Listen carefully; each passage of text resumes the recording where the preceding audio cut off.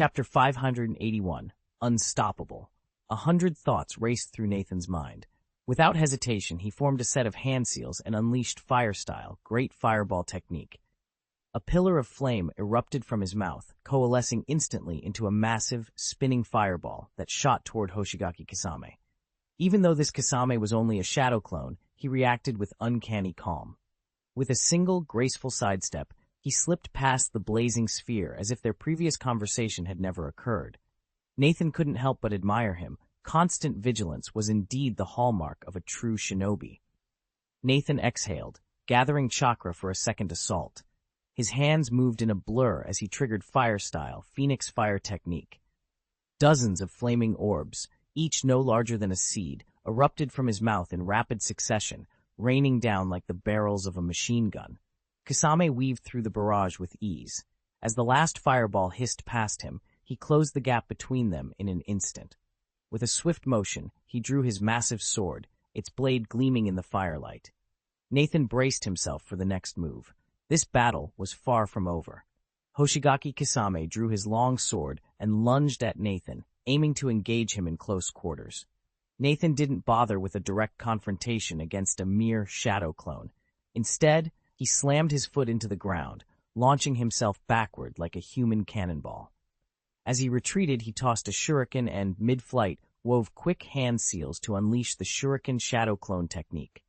Over the past 5 days of relentless hunting and training, Nathan had amassed more than 1.5 million chakra points. He divided that reserve between 2 jutsu, shoring up the shuriken shadow clone technique and enhancing his chakra feather cloak, earning 5,000 and 7,500 proficiency points, respectively. Thanks to the chakra conservation from Earth-style Earth Flow Wall, Water-style Water Array Pillar, and Water-style Water Breaking Wave, both techniques surged forward in power.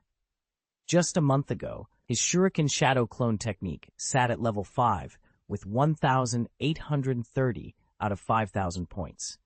Now, at level 6 with 7,330 out of 10,000, it hasn't quite reached the second transformative threshold of level 7, but its effectiveness already far surpasses anything he could do before. Nathan's onslaught left Kasame with no time to dodge. Realizing he couldn't close the distance, the shark-like shinobi withdrew his massive sword, formed a hand seal, and unleashed his water-style water array wall. In an instant, a towering barrier of churning water shot up, intercepting the volley of shuriken aimed at Nathan. Unfazed, Nathan's Sharingan flared to life, his crimson eyes tracking every ripple of the water wall and every subtle movement of his opponent. Then, at precisely the right moment, he murmured, "Now," and executed the next technique. Fire-style, Great Dragon Fire technique. Flames roared from Nathan's mouth, coalescing into 3 serpentine fire dragons that slashed through the air toward Kasame.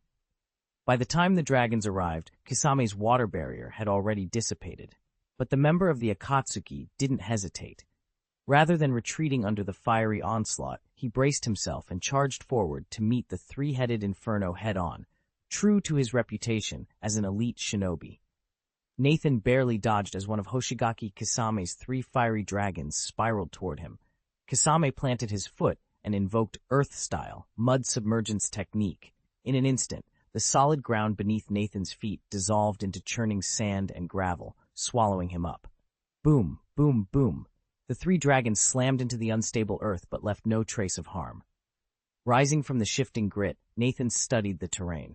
He could sense Kasame's chakra surging. He was still closing in, determined to trap him underground. With a measured breath, Nathan formed a hand seal and thrust his palm forward. "Lightning release! Lightning strike," he called.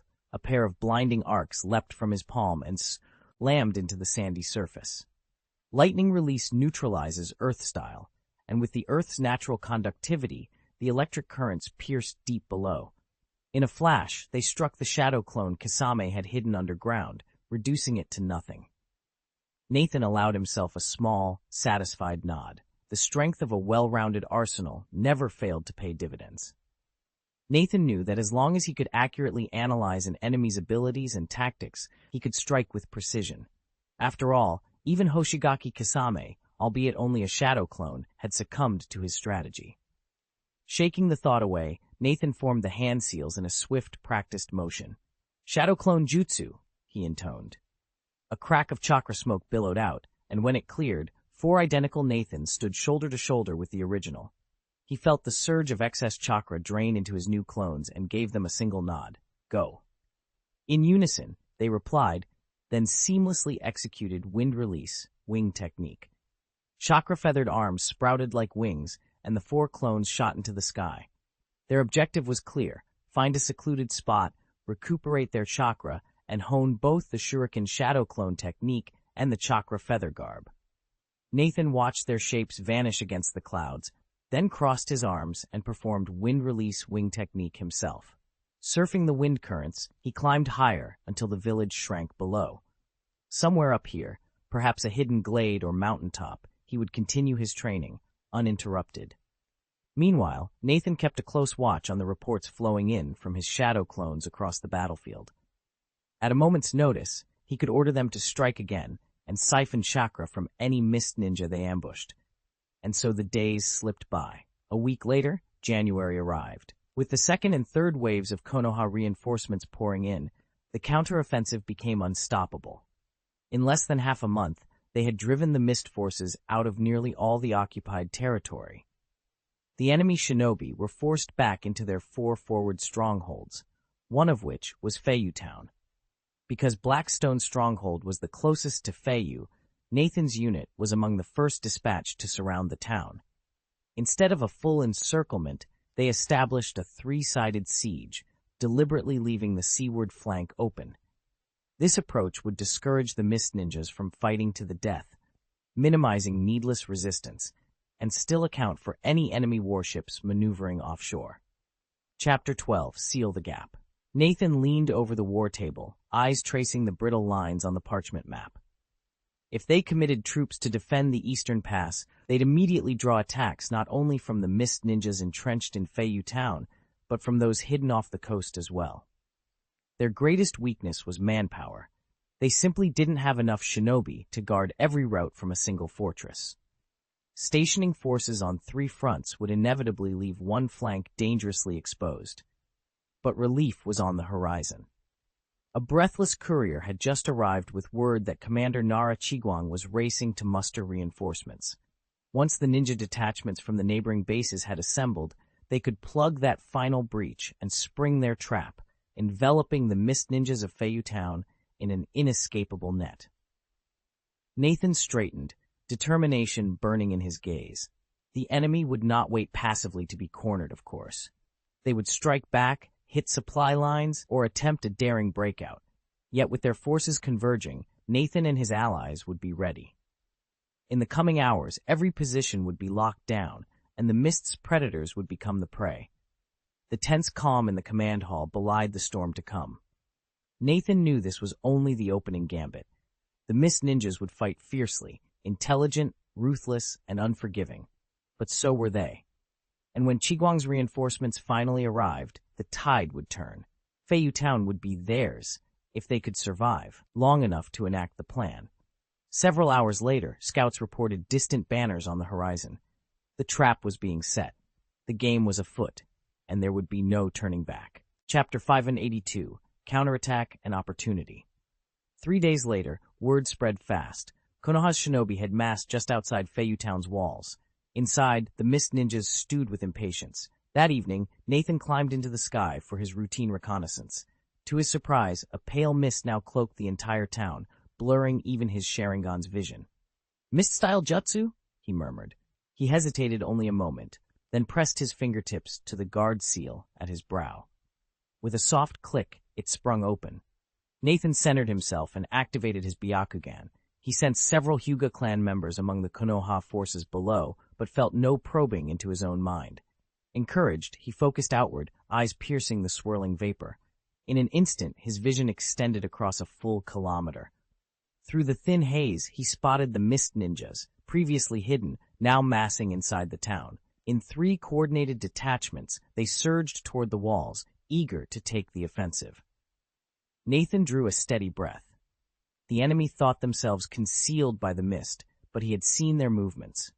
With both sides ready to strike, the moment for Konoha's counterattack, and a chance to turn the tide had arrived.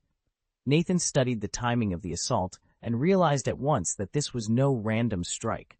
The Mist Shinobi had deliberately chosen the brief interval between his scouting runs. His patrols had been so frequent that the enemy never had time to prepare. Otherwise, the Konoha troops stationed beyond the perimeter might have walked right into a deadly ambush. Without hesitation, Nathan deactivated his Byakugan and inscribed the Guardian Seal to mask the change. He then channeled the heart-to-heart technique, projecting his thoughts to Sano Nobuhisa. Although several jonin from allied villages were assembled here, Sano still held overall command. "Jonin Nathan?" Sano's voice came crisp and clear inside Nathan's mind. "Reporting in," Nathan answered tersely. He relayed every detail, the sudden troop movements, the hidden positions, and the unmistakable sign that the Mist were gearing up for a counterattack. A moment of tense silence passed. Then Sano spoke. "Good work. Keep watching their positions. I'll marshal our defenses immediately." Floating high above the field, Nathan narrowed his gaze. From this vantage point, he could track every shift in the enemy's formation and warn the village the instant the Mist made their move. Within seconds of Nathan's warning, the Konoha shinobi stationed to the west, south, and north of Feiyu Town sprang into action. From the outset, Konoha had kept its defenses on high alert. Otherwise, it couldn't have reacted so swiftly. Their readiness blunted much of the Mist Ninja's surprise assault, but the attack was already underway. In an instant, both sides locked into the fiercest battle that 2-kilometer stretch had seen in over a fortnight. Explosions rocked the streets, battle cries rang out, kunai clashed against metal, and shuriken whistled through the air, painting a hellish tableau across Feiyu Town. Thanks to Nathan's timely message, Konoha wasn't entirely caught off guard, but they still found themselves at a disadvantage initially. The Mist Ninjas had a precise objective in Feiyu, and their forces were tightly concentrated. Time and again, they exploited Konoha's weak points with deadly accuracy, seizing the early momentum of the fight. Nathan's reconnaissance and the swift flow of intelligence among the Konoha forces slowly closed the initial gap on the battlefield. With their numerical advantage finally telling, Konoha began to swing the momentum in their favor. Under cover of darkness, Nathan seized the moment to absorb vast reserves of chakra scattered across the field, delegating 2 shadow clones to process and store that energy for later use. By dawn, the battle had stretched through the entire night. The Mist Shinobi garrisoning Feiyu Town, exhausted and outnumbered, were the first to break. Confident they weren't blundering into an ambush, Nathan's aerial surveillance, kept every approach in view. The Konoha warriors gave chase as the enemy fled. They hunted them down relentlessly until the last Mist Ninja slipped behind Feiyu Town's walls. Still, Konoha did not immediately renew their assault. General Sano Nobuhisa, sensing the perfect moment to strike the enemy at its weakest, ordered a 3-hour respite. At noon, with Mist morale shattered and reinforcements still en route, every Konoha unit would launch a decisive, all-out attack. The final victory hung in the balance, and now it was theirs to seize. Sano Nobuhisa didn't hesitate. He recognized the opening and seized it at once. 3 hours later, the sun had climbed high in the sky. Outside Feiyu Town, the shinobi of Konoha regrouped and under the watchful eyes of their senior ninja formed a near-complete encirclement. They deliberately left one side less guarded, hoping to funnel any resistance into a confined front and minimize bloodshed. But the Mist Ninja had no intention of yielding. Before dawn, they'd already stationed themselves along Feiyu's walls and on the rooftops of its outlying buildings, lying in wait for Konoha's advance. High above the town, Nathan hovered on his glider, studying the silent array of black-clad figures. He understood immediately. Kirigakure's warriors were prepared to fight to the last. He'd been warned by his own clan that Konoha's leaders were in covert talks with Kirigakure's elders, and that every skirmish, every captured stronghold, served as bargaining chips for those hidden negotiations. Kirigakure would never relinquish these final 4 bastions unless forced by the gravest of circumstances, and by the looks of it, this battle was only just beginning. The choice to defend Feiyu Town was obvious for the Mist Shinobi, but choosing to hold the line didn't guarantee they'd succeed. A sharp command cut through the morning air. "Kill them." Instantly, Both sides erupted into combat. Kunai, shuriken, and explosive tags flew in a sudden barrage. Yet the Leaf forces had anticipated this attack for days. Alongside their ordinary weapons, several rearguard units unfurled massive scrolls bearing powerful sealing jutsu. These techniques, engraved with high-level ninjutsu, could only be unleashed by pooling the chakra of dozens of shinobi. If used correctly, they could obliterate even the sturdiest fortifications. Now, high above Feiyu Town, enormous fireballs, each over 2 meters across, materialized in midair. With a thunderous roar, they hurtled down like meteors, crashing into the ranks of the Mist Ninjas below. The Mist Warriors had planned to charge the walls and overwhelm the Leaf foot soldiers in close quarters once the initial volley of projectiles had cleared. They never expected the Leaf to strike so early or so devastatingly. Fortunately, the Mist Shinobi weren't caught off guard. 4 of the village's special jonin exchanged knowing looks, sealed their hands in unison, and unleashed a water-based barrier jutsu. In an instant, a colossal, hemispherical shield of water arced overhead, intercepting the incoming fireballs. Each blazing sphere struck the barrier, sending ripples across its surface before fizzing out harmlessly. The jonin stood safe and dry beneath the shield. Nathan's eyes narrowed. He couldn't shake the feeling that their opponents had anticipated his every move. Moments ago, he'd been gathering chakra to unleash a full-power fire style, great fireball technique, intending to shatter this very formation. But before he could act, the enemy had already deployed their trump card, forcing him to witness its strength firsthand. Chapter 583, Disturbance Bang, Bang, Bang. Nathan hovered silently in midair, watching each glowing fireball smash against the water curtain barrier with dull thuds. After what felt like 10 heartbeats, Konoha's assault finally ceased. Below him, the 4 Kirigakure special jonin straining at the barrier wavered, and then, unable to sustain it any longer, let the ninjutsu fall away. Inside the enclosure, Kirigakure shinobi exchanged weary, grateful looks as they realized the barrage had ended. Nathan, however, had been waiting for precisely this moment.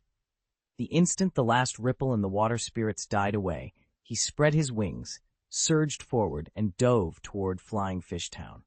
Heads up! Before he could cover half the distance, a sharp shout rang out. From the town's perimeter, dozens of shuriken and kunai arced through the air like a violent downpour. Nathan tightened his wings, banking sharply to one side as the metal blades whistled past. The mission was on, and there was no turning back now. Nathan didn't even flinch. Instantly, he cloaked his entire body in the earth style, hardening technique, and summoned the chakra feather robe. With a fierce blink of his Sharingan, he locked on to the incoming kunai and shuriken, then beat his wings and surged forward. In midair, he weaved through the spinning blades like a butterfly dancing among blossoms, evading every deadly projectile and closing in on the Mist Ninja below. Boom, boom, boom. Hidden talismans embedded in the thrown weapons detonated in fiery blasts. Shockwaves roared from behind, but the chakra feather robe absorbed their force. Still, the fragments and ricocheting kunai hurtled toward him, and only his perfected earth-style hardening technique stood between Nathan and mortal harm.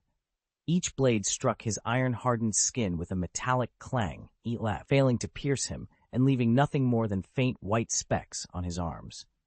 Though it seemed to stretch on, the entire sequence passed in an instant. Nathan weaved between the lashings of vaporous blades, finally breaking through to the gates of Feiyu Town. Without a moment's hesitation, he formed the Uchiha hand seals, drew in a deep breath, and ignited his chakra, unleashing the legendary fire-style, Great Fireball technique. He cupped his right hand before his mouth and expelled a narrow jet of flame that instantly swelled into a blazing sphere. At first, it was only a few meters wide, but as Nathan poured more chakra into it, the ball of fire grew, 1 meter, 2, 5, 10, until, in the space of a heartbeat, it spanned 30 meters across. From that distance, the oppressive heat and searing light were enough to parch the throats of every Mist Ninja in the square. Beads of cold sweat trickled from their brows, slid down their cheeks, and vanished on the tinder-dry ground. "Stop!" Someone in the crowd, one of the Mist operatives, finally shouted, jolting the others out of their stupor. Nathan heard the alarm and cut off his chakra flow. A 30-meter inferno was already pushing the limits of his control. Nathan realized that if the fireball grew any larger, he'd be the first to suffer. Steeling himself, he inhaled deeply and, voice low and steady, shouted, "Now." In the next instant, he guided the colossal orb of flame downward like a falling star, aiming it straight at the squad of mist ninjas gathered in the town square. Almost immediately, dozens of hands whipped through the air, unleashing consecutive water-style jutsu, water release, dragon bullet technique, water release, pillar array, water release, wave formation. Each attack struck the descending fireball with a hiss and crackle, sending thick white steam billowing outward. The rising vapor shrouded the battlefield as even more mist ninjas joined in, pummeling the fireball from every direction. Though Nathan had poured every ounce of his chakra into the great fireball technique, he couldn't hold back the combined onslaught. After only a few heartbeats of fierce resistance, the fireball's form wavered, collapsed in on itself, and finally exploded with a deafening bang. Flames rained down around them, and the mist ninja squad scrambled for cover. Before they could even register their panic, Nathan struck again. Concealed in a thick blanket of white steam high above, he hurled a single shuriken into the air. Almost before it spun out of view, he formed the precise seals, chanting the ninjutsu, Shuriken Shadow Clone Technique. In an instant, that lone blade multiplied into hundreds of identical shuriken, each slicing through the vapor and racing toward the unsuspecting shinobi below. The middle and upper-ranked ninjas managed to twist aside just in time, but the less experienced fighters weren't so lucky. Several were pierced in vital spots and fell dead where they stood. Others screamed as steel bit into flesh, their bodies crumpling with grievous wounds. Nathan wasn't done. Before the dust of the first volley could settle, he whipped out another shuriken. With the same swift hand seals and whispered incantation, he unleashed the shadow clone technique once more. A second, even denser swarm of shuriken burst into existence, streaking downward like a hail of steel. The remaining mist ninja had no time to regroup. They could only dive for cover or frantically raise their wooden swords, desperately blocking and sidestepping as Nathan's relentless assault closed in. Twice had nearly pushed him to his limit, but the mist ninja sentries below proved far too alert. The moment they sensed that the swirling white mist around him was more than mere fog, several of them unleashed wind-release techniques, scattering the haze and stripping away Nathan's concealment. His figure emerged again in the crisp morning air, but he felt neither anger nor regret. Everything had gone according to plan. Nathan's 3 rapid strikes, though brief and hardly damaging, had been enough to fracture the enemy formation. Now, on the outskirts of the village, the shinobi of Konohagakure were closing in, weapons drawn and chakra flaring. The mist ninja, still reeling from the disruption, had almost no time to reorganize. With their defense line in tatters, the hidden leaf forces were poised to break through, precisely the opportunity Nathan had engineered. Boom! Clash! Explosions rattled the wooden palisades as Konoha's warriors surged forward, blades clashing against kunai and shuriken. Without hesitation, Nathan flexed his wings and launched himself skyward, ready to carry the fight to the other 2 fronts, where battle cries already echoed. His attack had looked extensive just moments ago, but in reality it only struck the main gate on the town's west side. Every other area remained untouched. That's why Nathan had to hurry over there. Chapter 584, Breakthrough. Nathan hovered over the southern edge of the town and surveyed the chaos below. Konoha and Kirigakure shinobi were locked in desperate close-quarters combat, their formations collapsing into a tangle of blades and chakra. Any large-scale ninjutsu here would only harm friend and foe alike. Frowning, he extended his wings and drifted north, hoping for a clearer opening. But he found the same scene repeated, leaf green and mist blue uniforms intermingled in brutal melees, with no room to strike without devastating collateral. Nathan exhaled in frustration. He abandoned the idea of ending the battle in one mighty blow and instead began scanning for high-value targets, Kirigakure ninja, who were turning the tide of skirmishes. It didn't take long to spot a promising candidate, a lone chunin whose performance stood out even amid the frenzy. He was no jonin, or special jonin, yet here he was, holding his ground against 2 leaf chunin and a genin at once, never ceding an inch. Nathan's eyes narrowed. If this shinobi could stall 3 opponents by himself, how many more skilled warriors were prolonging the fight? Resolute, he prepared to intervene and bring the battle to its swift conclusion. Nathan spotted the perfect opening and unleashed his ninjutsu from a safe distance. Water style, water break wave. Having honed this technique to perfection, he dramatically increased both its power and its reach. He struck the mist shinobi from afar, never stepping into the enemy's effective range. The high-pressure torrent pounded the opponent, wounding him but not finishing him off. Fortunately for the mist ninja, their reflexes were sharp, and the gap between them bought just enough time. Out of the corner of his eye, he saw the surging column of water and darted sideways. Nathan's Sharingan allowed him to flick the cutting edge of the wave in mid-air, or it might never have landed. Still, that was precisely the point. Nathan's goal wasn't to carve a path of death through the enemy ranks, but to end the fight quickly. A wounded shinobi would be dealt with by his comrades. He wasn't their babysitter. He wouldn't carry every burden on his own.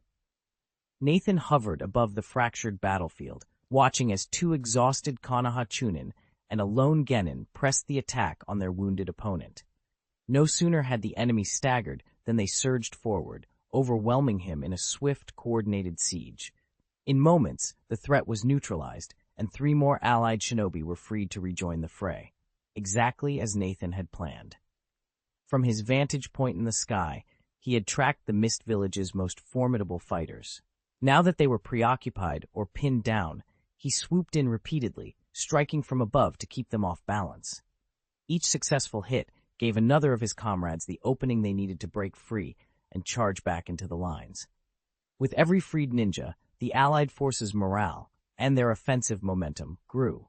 Now, hours later, the sun hung low in the afternoon sky. Nathan flitted between 3 separate engagements, raining down shuriken, gusts of wind, and the occasional razor-sharp kunai that found its mark. Wherever a mist ninja tried to rally his fellows, Nathan was there to cut off his retreat or pierce his defense. Under such unrelenting pressure, their heads stayed bowed, and their once fevered fighting spirit began to crumble. Back at Feiyu Town's outer ramparts, the mist forces who had attempted a counterattack barely an hour ago now struggled merely to hold their lines. Their supply carts had been overturned, their archers driven from the parapets, and wide gaps were opening in their formations. What had seemed a sturdy stronghold at dawn was unraveling fast. Nathan drew a deep breath and surveyed the scene below. His plan was working. The enemy's best warriors were pinned, their reserves diverted, and the town's defenders faltered. If he maintained the pressure for just a little longer, his comrades would surge through those breaches and claim Feiyu Town once and for all. He folded his arms, eyes glittering with determination. One more push, and the stronghold would fall. Overlooking the western gate of the town, Nathan unleashed his water-style Wavebreaker, cutting down a mist ninja who'd been pinning 2 Konoha shinobi at long range. Kunai zipped past him, but he slipped aside without hesitation, and rather than fall back, he stayed aloft, eyes sweeping for his next target. Of the 3 battlefronts, this western breach had been his priority from the start. Here, he'd already sent 3 successive torrents of water jutsu crashing into the enemy, scattering the mist formation and clearing a path for the Konoha forces. Confident in his impact, Nathan resolved to hold his ground. If he kept the pressure on, he might shatter the mist defensive line once and for all. His gamble paid off. In under 30 minutes, the allied shinobi surged through the open gate and poured into the town. Alarmed, the mist troops on the northern and southern flanks were forced to contract their lines, withdrawing all available ninjas back to the streets. Their perimeter shrank, and while that made their defense tighter, it also crowded their ranks, giving Nathan even more angles to exploit than before. Nathan pressed the advantage without mercy, striking the mist ninja at every opportunity and driving their forces back. Along the town's perimeter, Konoha shinobi surged forward, supported by Nathan's unrelenting pressure. In under an hour, the mist warriors inside Feiyu Town could no longer hold their lines and fell back toward the eastern outskirts. The sun still hovered above the horizon. Victory seemed within reach. Just as Nathan prepared to join the Konoha units for a final push to secure the town, Dark silhouettes emerged on the eastern sea, mist-controlled warships slicing through the waves to reinforce their embattled comrades. A cold fury rose within him. Without hesitation, he took to the sky. Wind whipping around him, Nathan swooped toward the largest vessel. As he neared its deck, he descended in a single, graceful arc, landing lightly on the roiling water. Chakra surged through his body. Over the past month, he had devoted 20,000 chakra points each day to mastering his signature technique, earning 200 points of proficiency and elevating it now to level 6. He would not let his hard work go to waste. Ninja art, water style, explosive water wave, he intoned. In an instant, torrents of seawater spiraled upward, coalescing into a towering, churning column. With a mighty exhale, Nathan unleashed it at the heart of the approaching fleet. The shockwave shattered the lead warship's hull and sent neighboring vessels reeling. Everything happened in a breath. Foam and debris flew skyward as the mist reinforcements crashed away, their advance obliterated. Nathan hovered over the sea, rain of salt water glinting in the dying light as the remaining ships retreated beyond the horizon. Feiyu was still his to claim, and now nothing stood in his way. Nathan stood waist-deep in the ocean, steam swirling around him as if the sea itself obeyed his will. He gathered all his chakra into the water, molding it into a titanic wave, like a tsunami born of nature, and sent it roaring toward his enemy. Rumble. On the deck of the mist-hidden ship, the senior ninja in command went pale. He shouted orders, and a dozen mist shinobi sprang into formation, weaving their own jutsu to oppose the onrushing wall of water. Although none of them matched Nathan's raw talent, their combined efforts briefly stalled the wave's advance. But Nathan was only warming up. Before the first wave could fully break, he channeled his chakra again and unleashed water style, exploding water wave a second time, this time summoning an even larger surge that thundered toward the mist fleet. Below decks, lower-ranking ninja gaped in shock and hesitated. It took the swift intervention of their senior comrades, layering jutsu upon jutsu, to brace the ship against the deluge. Against all odds, the mist ninjas held firm, their defenses proving more than a match for Nathan's devastating assault. By all rights, Nathan should have changed tactics and looked for another way to break through. Instead, he seemed determined to drown them outright. Every time the Mist Nine countered, he simply renewed his assault as if his chakra were bottomless. Their faces grew increasingly tense. They still needed to advance and reinforce their allies. If they burned through all their chakra here, they'd have nothing left for the real fight. In desperation, a small detachment peeled off and charged straight at Nathan, hoping to disrupt his water-style, explosive water wave. Sensing them closing in, Nathan abruptly halted the jutsu. But he had no intention of letting them off easy. In the next instant, he gathered chakra at his back and unleashed a new technique. Wind style, wind wings. Swish, a pair of pale blue chakra wings sprouted from his shoulders. With a few graceful beats, Nathan soared into the sky, leaving the frustrated mistnin staring up at his retreating form. Nathan hovered high above the hidden mist warship, the salt-laced wind whipping around him. Below, the mist ninjas on deck stared up in dread as he drew on his chakra, weaving hand seals in rapid succession. A barrage of explosive tags and elemental jutsu slammed into the ship's hull, shaking it from stem to stern. The hidden mist operatives could do nothing but scramble for cover, desperately trying to mount a defense against his relentless assault. Far to the east, in Feiyu Town, the remaining mist forces had held their position for what felt like an eternity, waiting in vain for reinforcements that never came. Under the unrelenting pressure of Konoha's attack, their ranks finally broke and they were forced to fall back. From his vantage point above the waves, Nathan spotted a group of panicked mist ninjas racing across the shoreline toward the docks. It was clear they intended to link up with their comrades aboard the warship. Nathan considered intercepting them, but decided against it. Sano Nobuhisa, fighting at his side, gave a curt nod. He shared Nathan's judgment. Left to their own devices, the two groups of mist ninjas met on the water's edge, hastily boarded the crippled vessel, and set sail under Nathan's watchful gaze. With the enemy's withdrawal complete, the banners of Konoha once again flew over Feiyu Town. After months of occupation by the hidden mist, the stronghold was finally reclaimed. Nathan landed on the reclaimed docks, eyes still scanning the horizon, ready for whatever came next. Chapter 585, Shackle's night deepened over the battlefield, bringing a hush that had settled only after 2 brutal clashes since dusk. Every Konoha shinobi, save for the rotating night watch, had succumbed to exhaustion, their bodies finally yielding to sleep. Everyone, that is, except Nathan. The drawn-out fighting had interrupted his cultivation, leaving a frustrating void in his progress. Worse, during the second engagement he'd siphoned vast quantities of enemy chakra, and though he'd expended much of it to thwart the Sea Fog Ninja's reinforcements, he still harbored a considerable surplus. His muscles itched with unused energy, and he knew he couldn't rest until he had assimilated it. So, he pressed on. West of Feiyu Town, deep within a moonlit forest, dozens of his shadow clones stood at exacting intervals beneath the swaying canopy.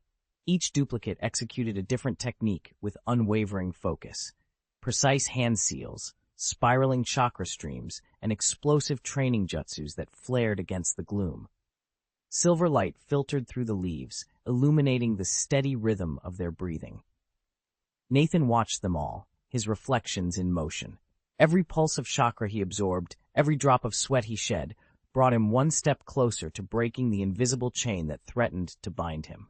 As owl calls echoed in the distance, he carved his resolve into the night. He would not be shackled by fatigue, setback, or enemy power.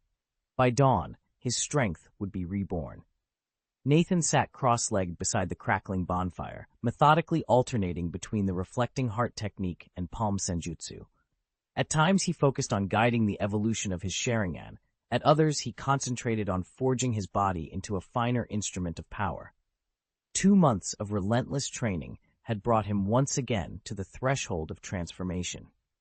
Though he hadn't yet broken through, he could feel the invisible shackles tightening around his potential, and he knew that any moment now, perhaps tonight or tomorrow at the latest, he'd sense that final restraint. When that happened, he planned to employ the human-controlled jutsu to shatter his limits. He had rehearsed the sequence in his mind 1,000 times, breaking the seal, feeling his cells remold themselves, and surging to a new plateau of strength and ability. The thought alone set his heart racing. Time slipped by in measured breaths. Before he knew it, the sky was ink black, and the embers of the fire glowed red. As always, Nathan dispelled his shadow clone and absorbed its battle data and memories. He rubbed his eyes, let out a quiet sigh, and muttered, "Looks like I'll have to wait until tomorrow, after all." He'd completed every step of today's training regimen, but the critical breaking point still eluded him. All he could do now was rest and prepare for the moment when his body finally cried out for release. Nathan exhaled with relief. He had no duties scheduled for tomorrow, which meant he could train without interruption. Just as today's skirmish wrapped up, he'd received word from Nobuhisa Sano. Headquarters had confirmed their successful recapture of Feiyu Town. To his surprise, the brass granted them a few days' rest, no transfers, no new orders. In other words, Nathan had free rein to sharpen his skills. He shook off any lingering thoughts of the future and extinguished the bonfire. Raising his hand, he formed the familiar hand seal and unleashed his ninjutsu. Wind release, wings of wind. A gust of air lifted him smoothly into the night sky. He flew silently toward Feiyu Town, determined not to disturb the camp as his comrades rested below. Within minutes, Nathan reached the residential quarter assigned to him. He slipped inside, washed up quickly at the basin, and collapsed onto the narrow bed. His muscles ached from the day's battles and the exhilaration of his clandestine flight. Within seconds, soft snoring drifted through the room. He was, without a doubt, utterly spent. Dawn broke the next morning.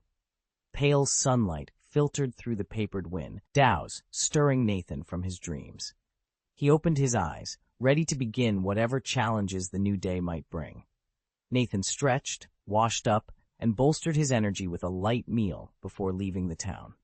He flew back to the secluded clearing where he'd practiced the day before and immediately activated his shadow clone technique.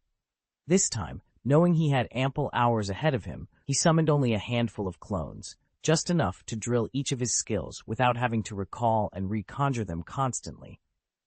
Once he'd assigned each clone its training task, he dismissed them with a thought and settled into his own cultivation.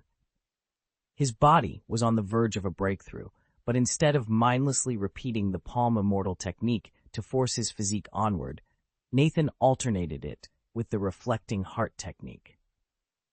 He patiently waited for his energies to align, orchestrating a balanced cycle of external fortification and internal refinement. 2.5 hours passed in this rhythmic exchange of power. When Nathan next channeled the palm immortal technique into his limbs, he suddenly felt an unseen constraint, a subtle but unmistakable shackle preventing him from pushing his physical strength any further. Nathan knows he's reached his limit. Unless he can shatter these inner shackles, no amount of immortal palm technique will strengthen his body any further. He lifts his head, eyes sweeping over the dozens of shadow clones fanning out through the forest.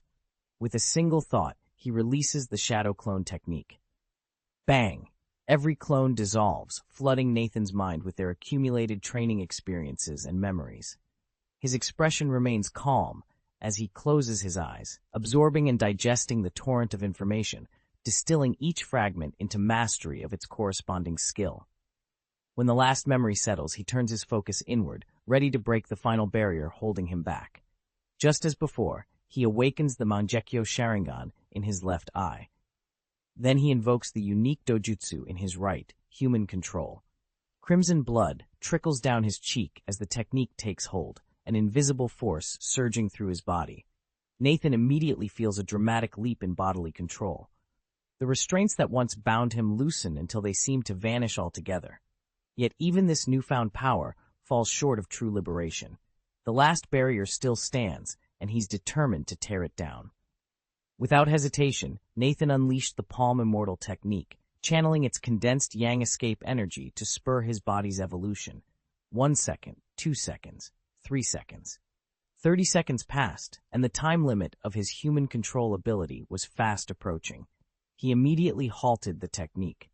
Nathan sensed it the moment he stopped. The invisible shackles still bound him. He wasn't surprised.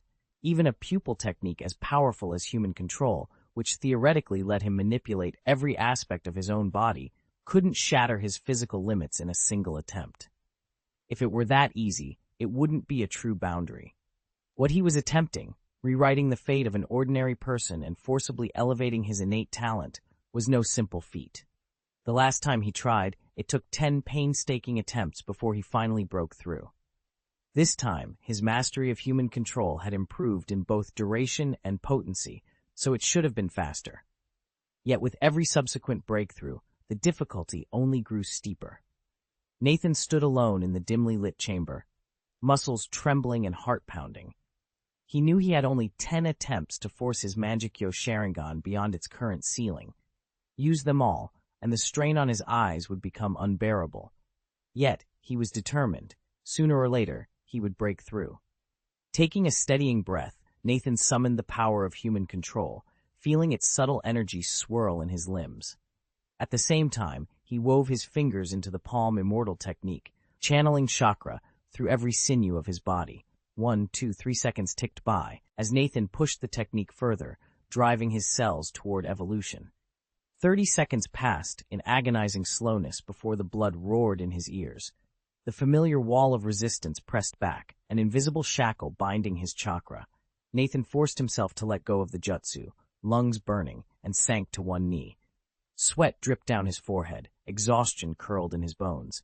The shackles were still there, unyielding, unbroken. He closed his eyes and rested, his chest rising and falling with ragged breaths. Doubt threatened to overtake him. 10 attempts, and he was already half spent. But he gripped the edge of his practice mat and steadied his resolve. He would not fail. Gathering his strength, Nathan rose and tried again. Human control, palm immortal technique. He counted off the seconds, feeling the chakra surge, only to meet the same invisible barrier at the half-minute mark. No breakthrough. Still shackled. Each rest was shorter than the last, each attempt more desperate. His vision blurred around the edges, veins pulsing with raw energy. Yet each time he pushed, each time he strained his Sharingan to its limit, he edged a fraction closer to transcendence. On the 10th, final try, Nathan channeled every ounce of willpower he had left. He inhaled deeply, summoned human control, and ignited the palm immortal technique. Seconds crawled by. the barrier looming ahead as always, until it wasn't. A sudden, trembling crack echoed through his body as the invisible shackles shattered, their fragments falling away like mist. Nathan gasped, free at last. The pressure lifted. In that exhilarating moment of release, he felt his Sharingan blaze hotter than ever before, unfettered and reborn. The shackles were gone. Chapter 586, a huge improvement. 15 minutes later, Nathan activated human control for the 9th time and combined it with the Palm Immortal technique to bolster his body. Almost immediately, he felt some unseen barrier shatter within him. His entire being grew light, as if a suit of iron armor had been peeled away, leaving him in a state of indescribable relief. In that instant, the power he'd accumulated from the previous 8 uses of the Palm Immortal technique burst forth and, guided by this 9th application, flooded every corner of his body. Nathan let out a satisfied hum. A gentle, warm current now flowed through him, racing along every chakra meridian and filling his cells with renewed vigor. He could sense the latent power encoded in his genes awakening, each cell growing stronger. Even between his eyebrows, he felt a subtle tingling, evidence that his newly transplanted white eyes were finally merging with his body. At that moment, if you could have looked inside Nathan's skull, you'd have seen the faint scars from his previous surgery, yet they were already smoothing out, the tissues knitting themselves back to perfect, as if he'd never been operated on. It was nothing short of a miracle. Still, before Nathan could feel the new eye fully fuse with his body, the surge of power driving its transformation abruptly faded. The process wasn't complete. By his estimate, his Byakugan hadn't yet reached full activation, 100 out of 100. Proficiency panel, he murmured, summoning it with a single thought.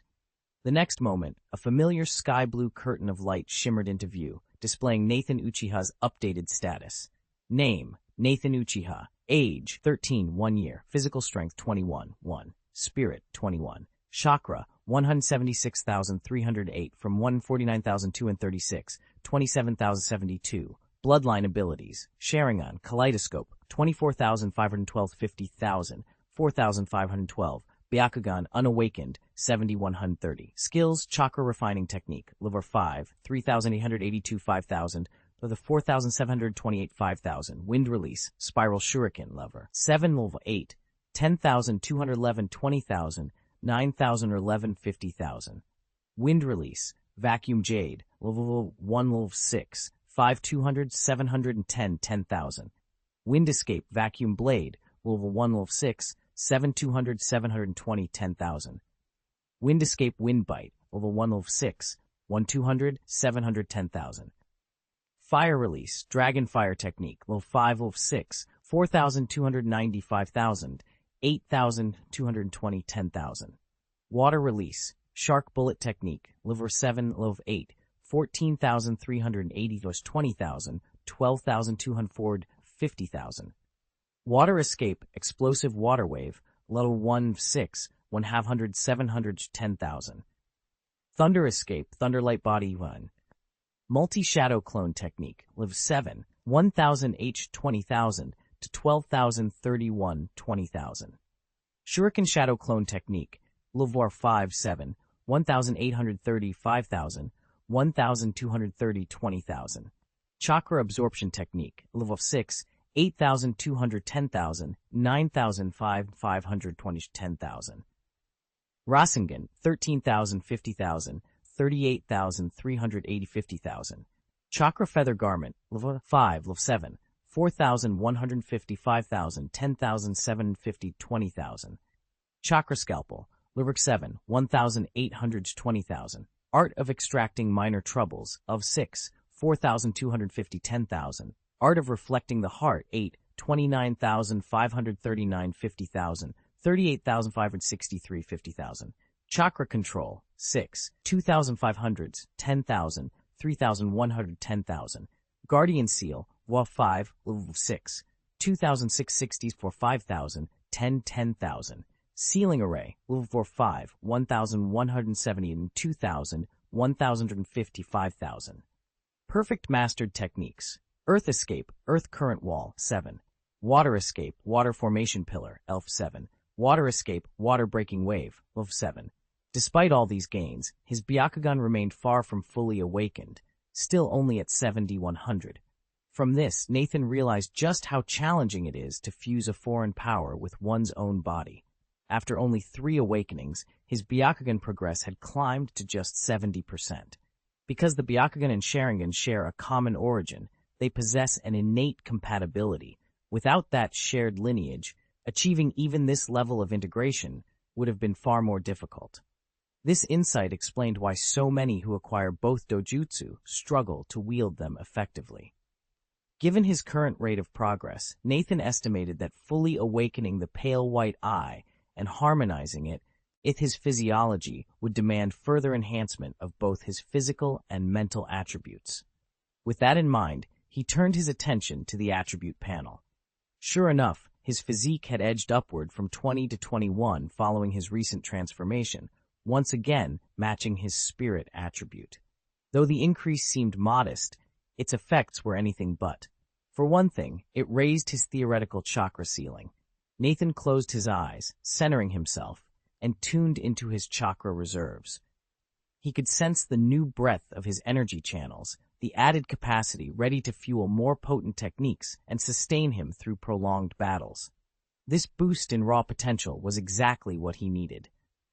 With both physique and spirit now in balance, Nathan was better equipped to shoulder the strain of forcing the Byakugan deeper into his system.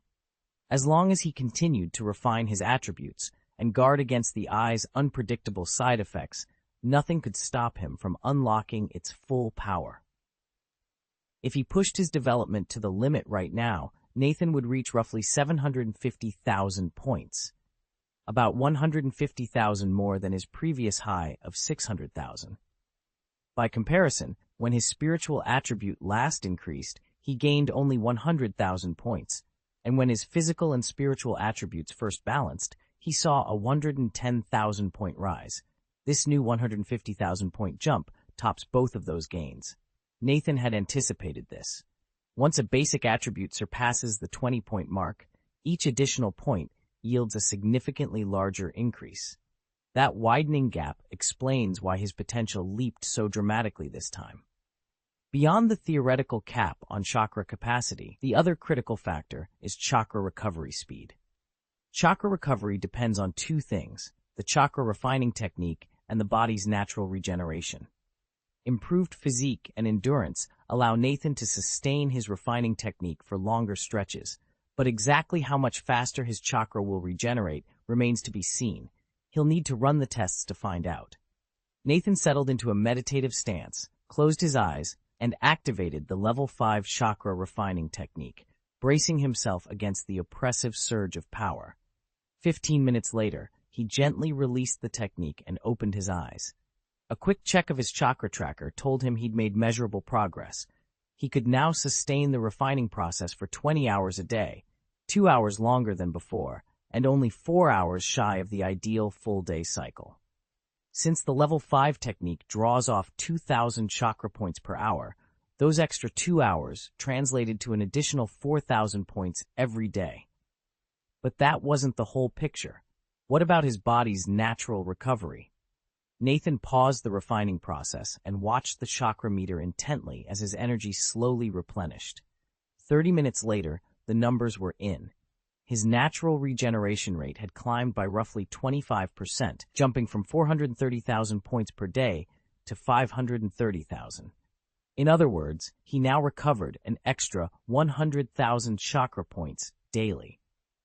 With both extraction endurance and recovery speed improved, Nathan felt confident he was edging ever closer to mastering the refining technique around the clock.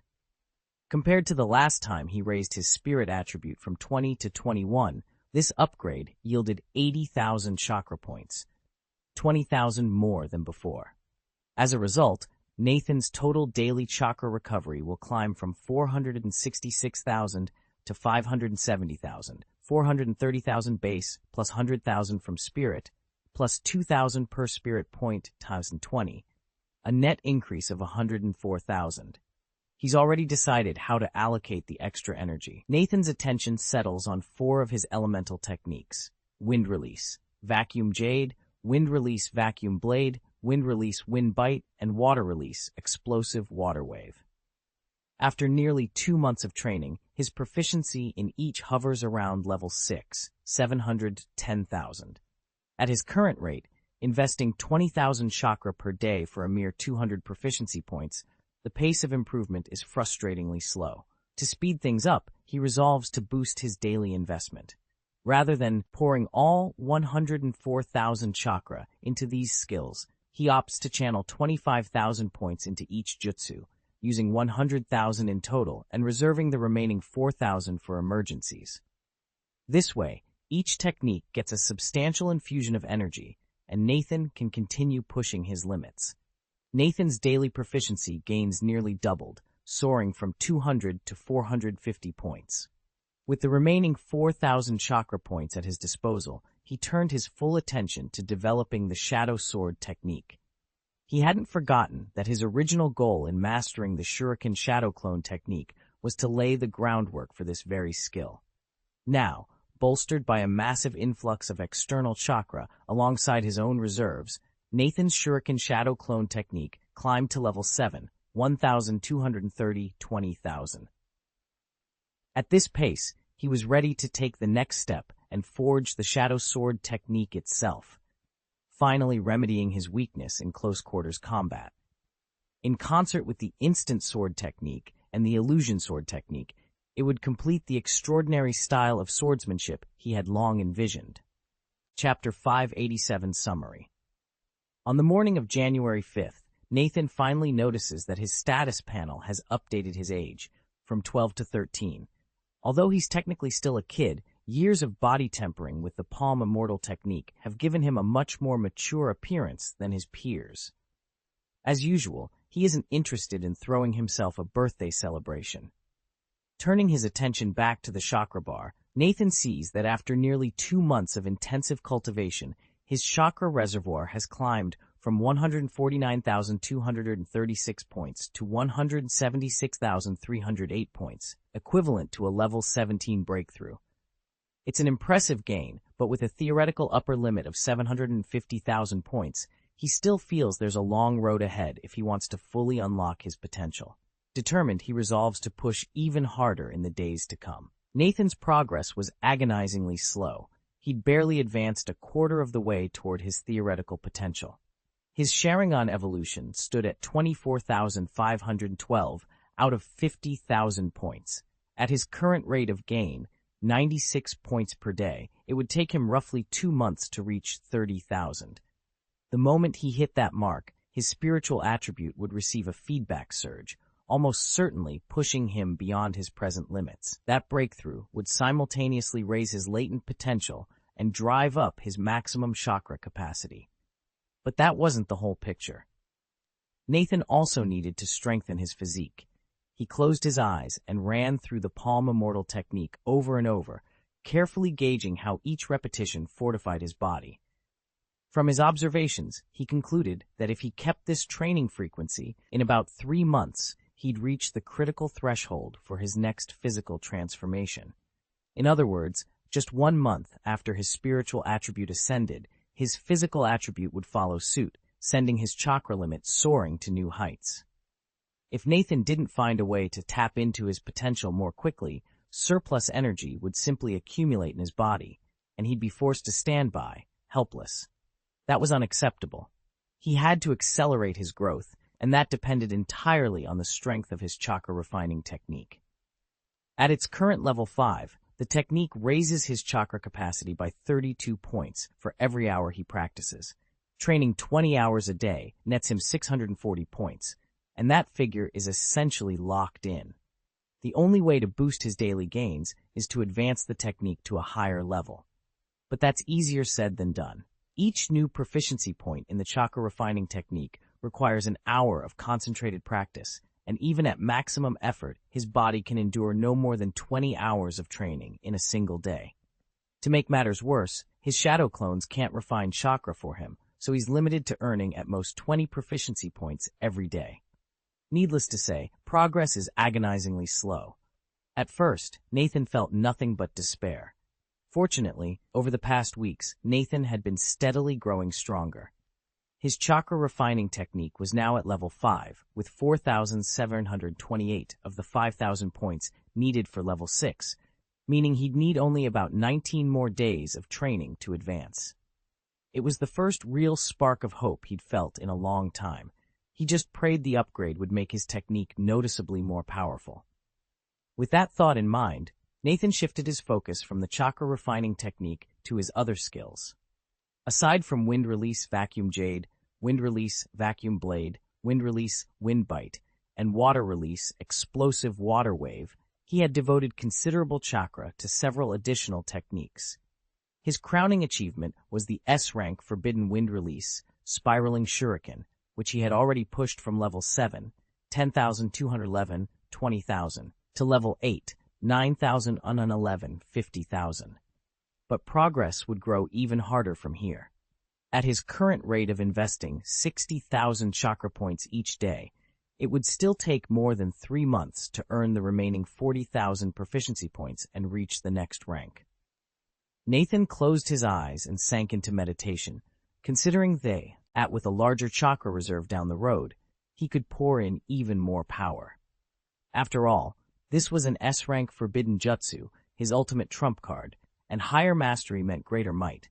Yet, even at level 8, he still couldn't execute wind release, spiral shuriken, without risking catastrophic backlash. The technique could strike an opponent 1,000 times over while inflicting 800-fold damage on its user, making it far too dangerous for regular combat. Thankfully, his shadow clone technique was already refined enough to produce stable copies, or he wouldn't have been able to practice these high-risk moves at all. Shaking his head to clear lingering frustration, Nathan shifted his focus to 2 other elemental attacks.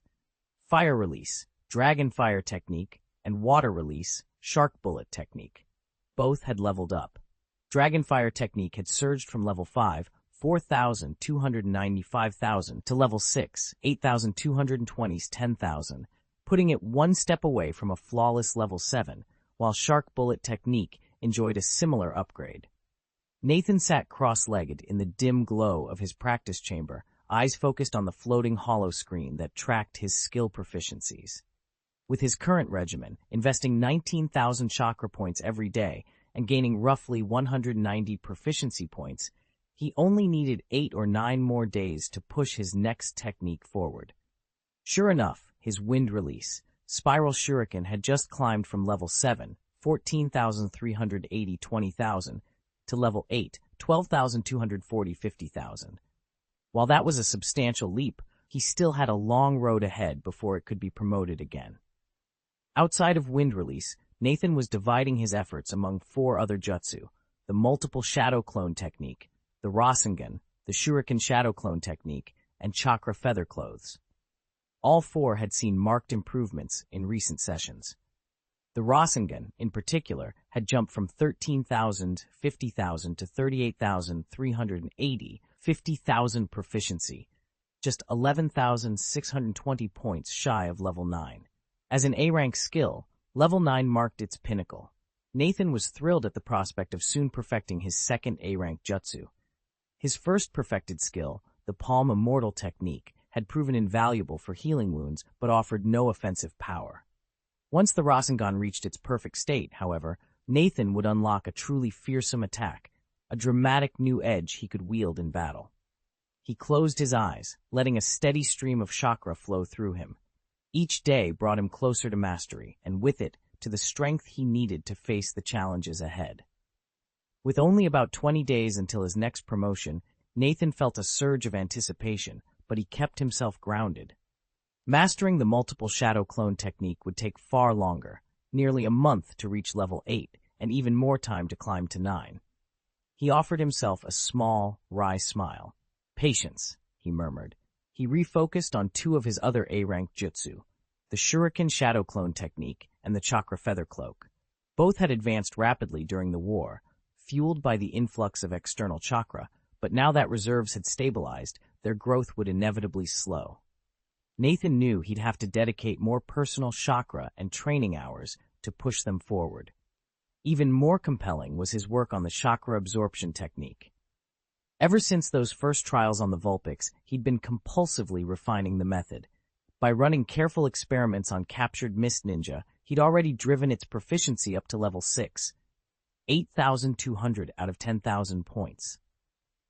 Nathan was convinced that breaking into level 7 would trigger a qualitative leap, finally unlocking the technique's true potential. Lastly, he turned his attention to the sealing arts, the Guardian Seal and the Sealing Object Array. These formidable jutsu would be crucial in upcoming missions. Whether bolstering allies on the battlefield or neutralizing threats covertly, they could make all the difference. Determined, Nathan began charting the precise steps he'd need to take over the next few weeks to ensure every skill advanced as sweetly and as powerfully as possible. Nathan poured 5,000 chakra points into one skill and 4,000 into the other each and every day. Despite his relentless efforts, progress was agonizingly slow. By the end of each session, he was nearly spent, and it took a grueling month and a half before he finally reached the next level. Still, Nathan felt this pace was more than sufficient and decided not to ramp up his investment for now. Special thanks to fellow reader Ha Tiandi for the generous gift of 1,000 starting coins. Chapter 5 and 88, developed successfully. Having reviewed his progress and set new goals, Nathan wasted no time. He pressed his hands into the Ren Seal and unleashed the multi-shadow clone technique. In an instant, a cloud of chakra smoke billowed outward, and 12 identical Nathans materialized across the training field. He surveyed his clones and began assigning each a task. 7 were sent to the far edge of the field to practice his loudest, most destructive ninjutsu: Wind Release, Vacuum Jade; Wind Release, Wind Bite; Wind Release, Spiral Shuriken; Water Release, Explosive Water Wave; Water Release, Great Shark Bullet Technique; Fire Release, Great Fireball Technique; Shuriken Shadow Clone Technique. 3 others stayed closer, working on quieter but no less demanding skills: Wind Release, Vacuum Blade; Rasengan, Chakra Hagoromo. That left 2 clones for specialized study. One devoted itself entirely to perfecting the chakra absorption technique, while the other focused on mastering the Shadow Sword technique. With his shadow duplicates all engaged in high-intensity drills, Nathan could feel his own chakra reserves steadied and his resolve sharpening. The real work, he knew, was only just beginning. Nathan had already finished today's training on the Guardian Seal and the Object Sealing Array before entering his transformed state, so there was no need to dispatch shadow clones for those exercises. Once he'd allocated his chakra reserves accordingly, only 4 techniques remained unaddressed: Thunder Release, Lightning Body, the Chakra Scalpel, the Extraction Defect Jutsu, and the Multiple Shadow Clone Technique. To conserve chakra, Nathan decided to postpone the Multiple Shadow Clone Technique until nighttime, when his reserves dipped low anyway. That left 3 methods he simply couldn't fit into his routine: Lightning Body, Chakra Scalpel, and Extraction Defect. The Lightning Body demanded grueling physical practice on his actual form, a luxury he couldn't afford right now. Every day he was already squeezing in sessions for the Palm Immortal technique and the Heart Reflection method, leaving no extra hours for the lightning drills. The Chakra Scalpel and the Extraction Defect Jutsu posed similar problems, each requiring more chakra and concentration than he could spare. So, with a resigned nod, Nathan set those 3 techniques aside for the time being. He would focus on the skills he could refine with the time and energy he had, and return to the others when his schedule and his chakra reserves allowed. Nathan weighed his options. At his current level, mindless repetition was draining his chakra without improving his skills. Instead of burning energy on empty drills, it made far more sense to wait for real combat or medical emergencies. Treating genuine injuries would teach him far more and conserve his reserves. Deciding that, he dismissed his 12 shadow clones. Alone now, he dove into his practice. Every hour, he performed the same ritual: reabsorb the clones, sift through their accumulated memories and training data, convert those experiences into raw proficiency, then recreate fresh clones. Each new batch emerged with a higher baseline of skill, allowing him to push his abilities ever farther.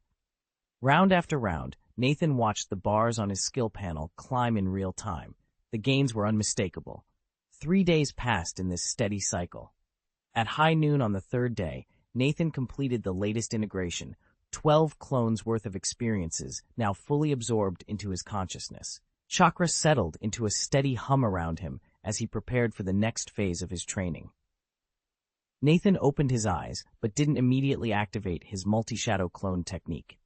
Instead, he sat for a moment, his gaze distant, as though replaying past events in his mind. Then, with a soft clang, he rose, drew the long sword from his waist, and planted both hands on its hilt. He poured a surge of chakra into the blade and swung it in a fluid arc. In the next instant, 3 spectral slashes tore through the air, each leaving a faint, shimmering trail.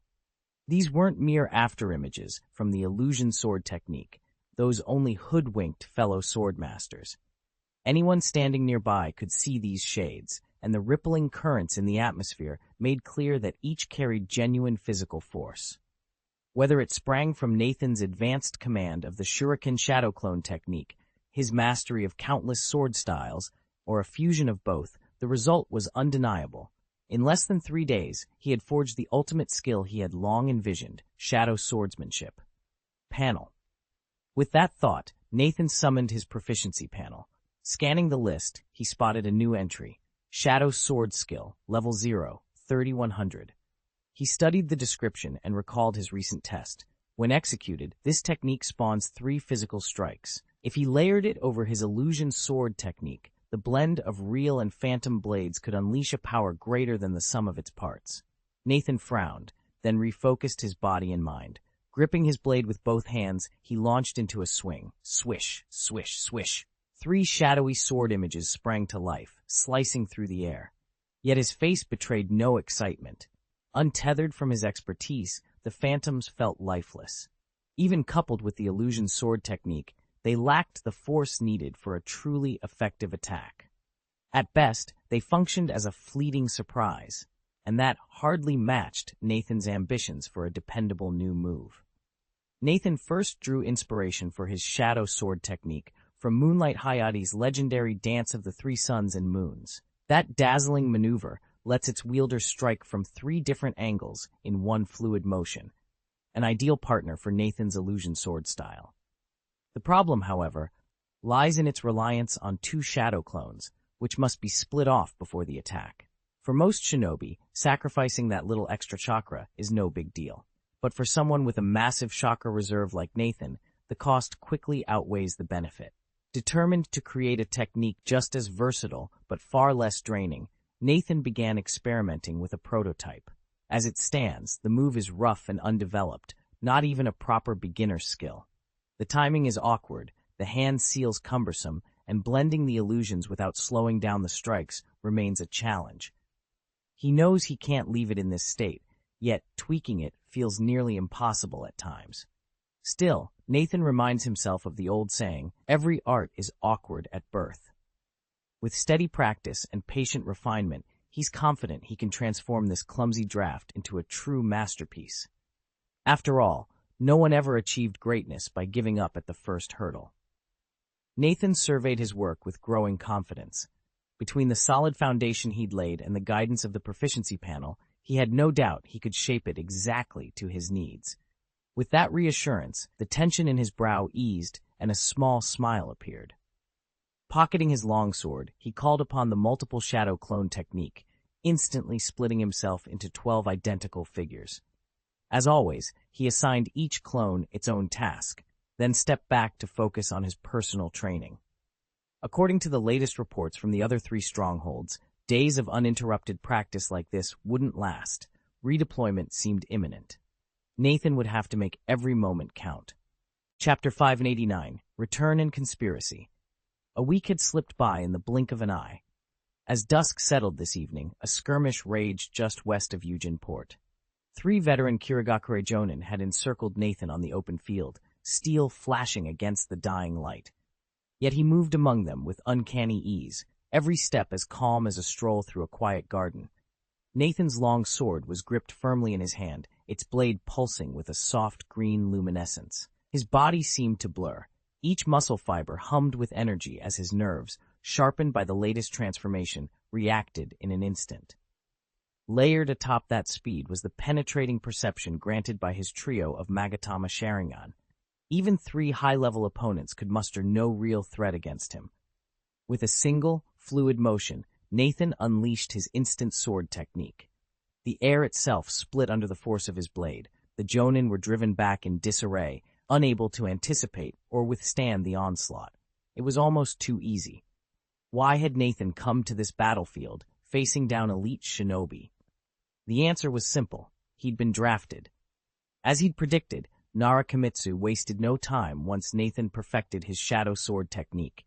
Barely 24 hours had passed before the Stronghold's commanders were redistributing personnel, and today they sent Nathan straight into the fray. He finished his sweep, adjusted his grip, and prepared for the next wave. The battle's outcome was no longer in doubt, but swirling beneath the clash of steel and chakra was a deeper conspiracy, one that Nathan would have to unravel if he hoped not just to survive, but to return home. Nathan was among the first troops redeployed, and he'd been sent straight to Yujin Port, where the fighting was at its fiercest. This well-fortified beachhead served as Kirigakure's springboard into the Land of Fire. Just 2 months ago, he and a handful of Konoha shinobi had been so overwhelmed they were forced to retreat all the way back to Atsuzu Port's inner defenses. But Kirigakure abandoned other outposts and funneled massive reinforcements into 4 key breach points, turning Yujin Port into their largest stronghold in Fire Country. As a result, the battle here was relentless. Nathan and a select group of elite operatives arrived to tip the scales, and over the past 5 days he's clashed repeatedly with the Mist Ninja. Given his reputation, he draws special attention. Every time he shows himself, 3 or 4 Jonin swarm to take him down. With Konoha Command's detailed intel and a network of scouts feeding them real-time updates, there are no surprises on this unforgiving front. From that moment on, Narration didn't send Nathan out on reconnaissance. Instead, he capitalized on Nathan's combat prowess, tasking him with pinning down the Kirigakure Jonin. Nathan was more than pleased. All he needed were strong opponents to hone his shadow sword technique to perfection. Day after day, he tangled with the Kirigakure Jonin assigned to contain him, and even with their rotating reinforcements. Each duel became a live workshop, testing new variations of his shadow sword, instant sword, and illusion sword techniques. In the clearing before dawn, a seasoned Kirigakure Jonin lunged at him with a swift overhead strike. Nathan slipped aside, his feet barely whispering against the grass. Seizing the opening, he unleashed his snap sword technique. Instantly, he closed the distance, gripping his blade with both hands and unleashing a devastating triple slash. Time seemed to warp. In the Jonin's vision, Nathan's single long blade fractured into 3 ethereal echoes, each slicing toward a different target: neck, chest, and shoulder. The challenger's eyes widened in alarm as the 3 arcs of steel converged. And Nathan pressed on, every precise strike a step closer to mastering his ultimate sword art. 5 days ago, any seasoned shinobi would have shrugged it off as mere illusion. Only 1 kunai was real, the rest were nothing but phantoms. Back then, Nathan had only 2 days to practice with this trick and no real opponent to test him. His technique was crude. The moment he activated it, a trained eye could distinguish the fake blades from a true illusion sword technique. But after a week of relentless training, Nathan had learned to weave them together seamlessly. Now, most warriors couldn't tell which kunai would strike flesh and which would dissolve at a touch. At least the Kirigakure Jonin facing him couldn't. And, unwilling to risk stepping forward, they fell back instead of counterattacking.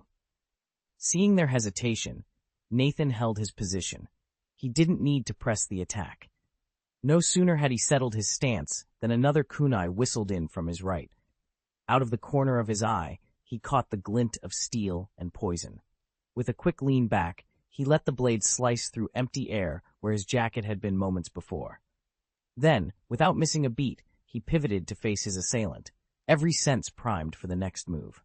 Nathan's vision exploded in scarlet as 2 Sharingan eyes, brilliant as fresh blood, filled his opponent's field of view, rippling with faint psychic waves. Genjutsu! The Kirigakure Jonin gasped, slamming his eyes shut and stumbling backward. Seizing the moment, Nathan invoked his instant sword technique. In a heartbeat, he vanished from sight, click, and reappeared mere feet behind the startled Jonin. The shinobi slammed his heel to the ground and skidded to a halt. In the same motion, he whipped out a kunai and drove it toward Nathan's neck, aiming straight for the carotid artery. One clean slice, and even someone as formidable as Nathan would fall.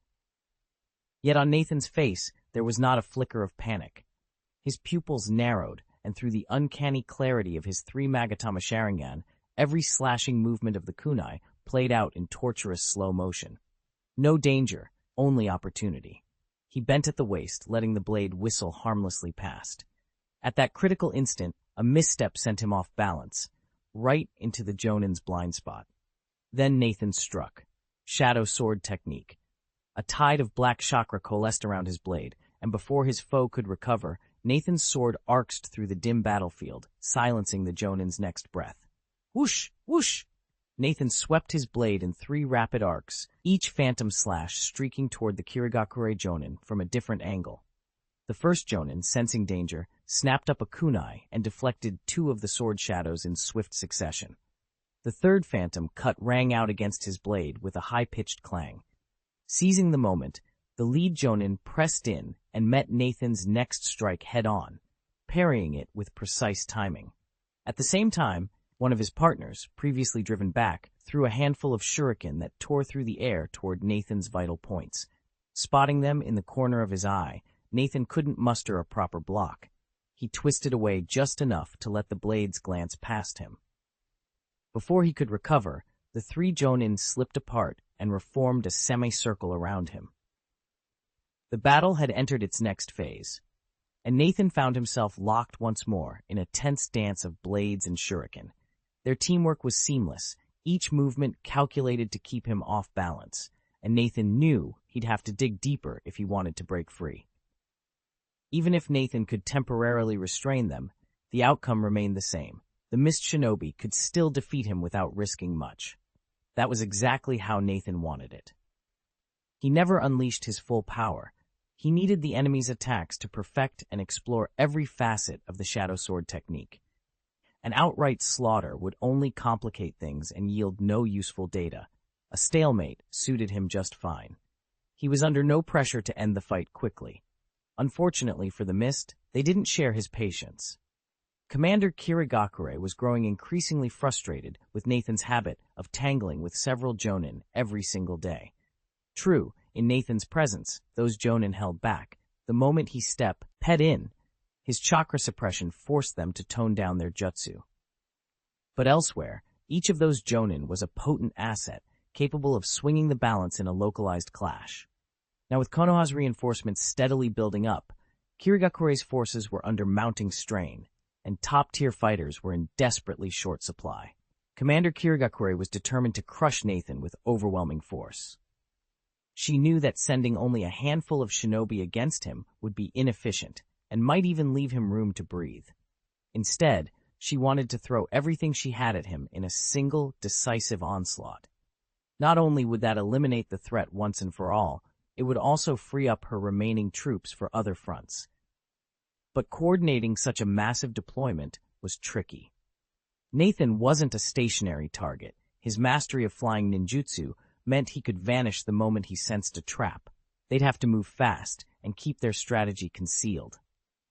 After a tense strategy meeting, Kirigakure settled on a staggered withdrawal. Units engaged in distant skirmishes would quietly disengage earlier than usual and be redeployed to reinforce the main battlefield. To prevent Nathan from catching on, they issued those orders at the last possible moment. Closer to his position, the fighting continued unabated, its ferocity exactly as he'd expect. Only when the tide of nearby combat suddenly swelled, with fresh waves of Kiri shinobi appearing from every direction, would Nathan realize he'd walked right into their carefully laid ambush. Seizing the opportunity, the Kirigakure Jonin, who'd been forced to fall back by the early ceasefire, quickly regrouped, splitting into several covert teams and advancing on Nathan's position. Kirigakure's plan was deceptively simple and frighteningly effective. Once their formations were in place, even someone of Nathan's skill would find himself at a serious disadvantage. Yet Nathan's heightened perception had already alerted him that something was off. The 3 Mist Shinobi shadowing him up ahead were moving as if they'd been told to stall for time. Without missing a beat, Nathan searched for an opening, touched the guardian seal between his brows, and released it. In an instant, his vision expanded. Every movement, every hidden form within a full kilometer snapped into view. The Mist Village's trap stood revealed. Enormous chakra constructs hovered at the ready, encircling him from every direction. In that moment, Nathan fully grasped Kirigakure's tactic, and the danger closing in around him. Chapter 590, Taking Advantage of the Situation. Trap a turtle in a jar? Nathan mused, casting a quick, cautious glance around him. Outwardly, Kirigakure's shinobi had surrounded him to finish the job, but inwardly, he saw a golden opportunity to change the tide of this war.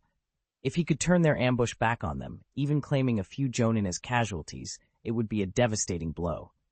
Jonin are the backbone of any village's fighting force. Losing several at once would force Kirigakure to pull back from the front lines and abandon negotiations altogether.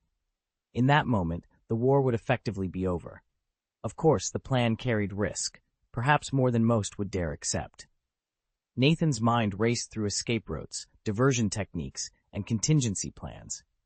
After a heartbeat of calculation, he decided the potential gain far outweighed the danger. With resolve hardening in his chest, he readied himself. It was time to seize the moment and snatch victory from the jaws of defeat. Nathan narrowly avoided the twin flanking strikes of the Kirigakure Jonin. With a swift motion, he executed his signature snap sword technique, pivoting to face his third opponent before springing forward in a single, fluid step. The three Jonin, trained for teamwork, instinctively dropped into defensive stances, bracing themselves to cover one another. In every previous encounter, Nathan had seized such moments to unleash a relentless barrage. Today, they agreed, they would have to stand united or risk defeat. But Nathan surprised them. Mid-advance, he halted abruptly. Instead of attacking, he dropped into a rapid series of hand seals, channeling chakra for a ninjutsu. The three Jonin exchanged puzzled glances. Was this a feint? A trap? There wasn't time to debate, yet their instincts urged caution. Just as they readied their response, Nathan completed his seals and lunged forward without hesitation. The suddenness of his assault drove home the realization this wasn't meant to be a diversion. It was the real deal. Blades gleamed, chakra flared, and the air hummed with the force of his chakra-enhanced katana strikes. The Jonin scrambled to counter. Two collided their weapons to form a cross-guard against his sweeping arc, while the third whirled to intercept the thrust aimed at his ribs. Sparks flew as metal met chakra-imbued steel.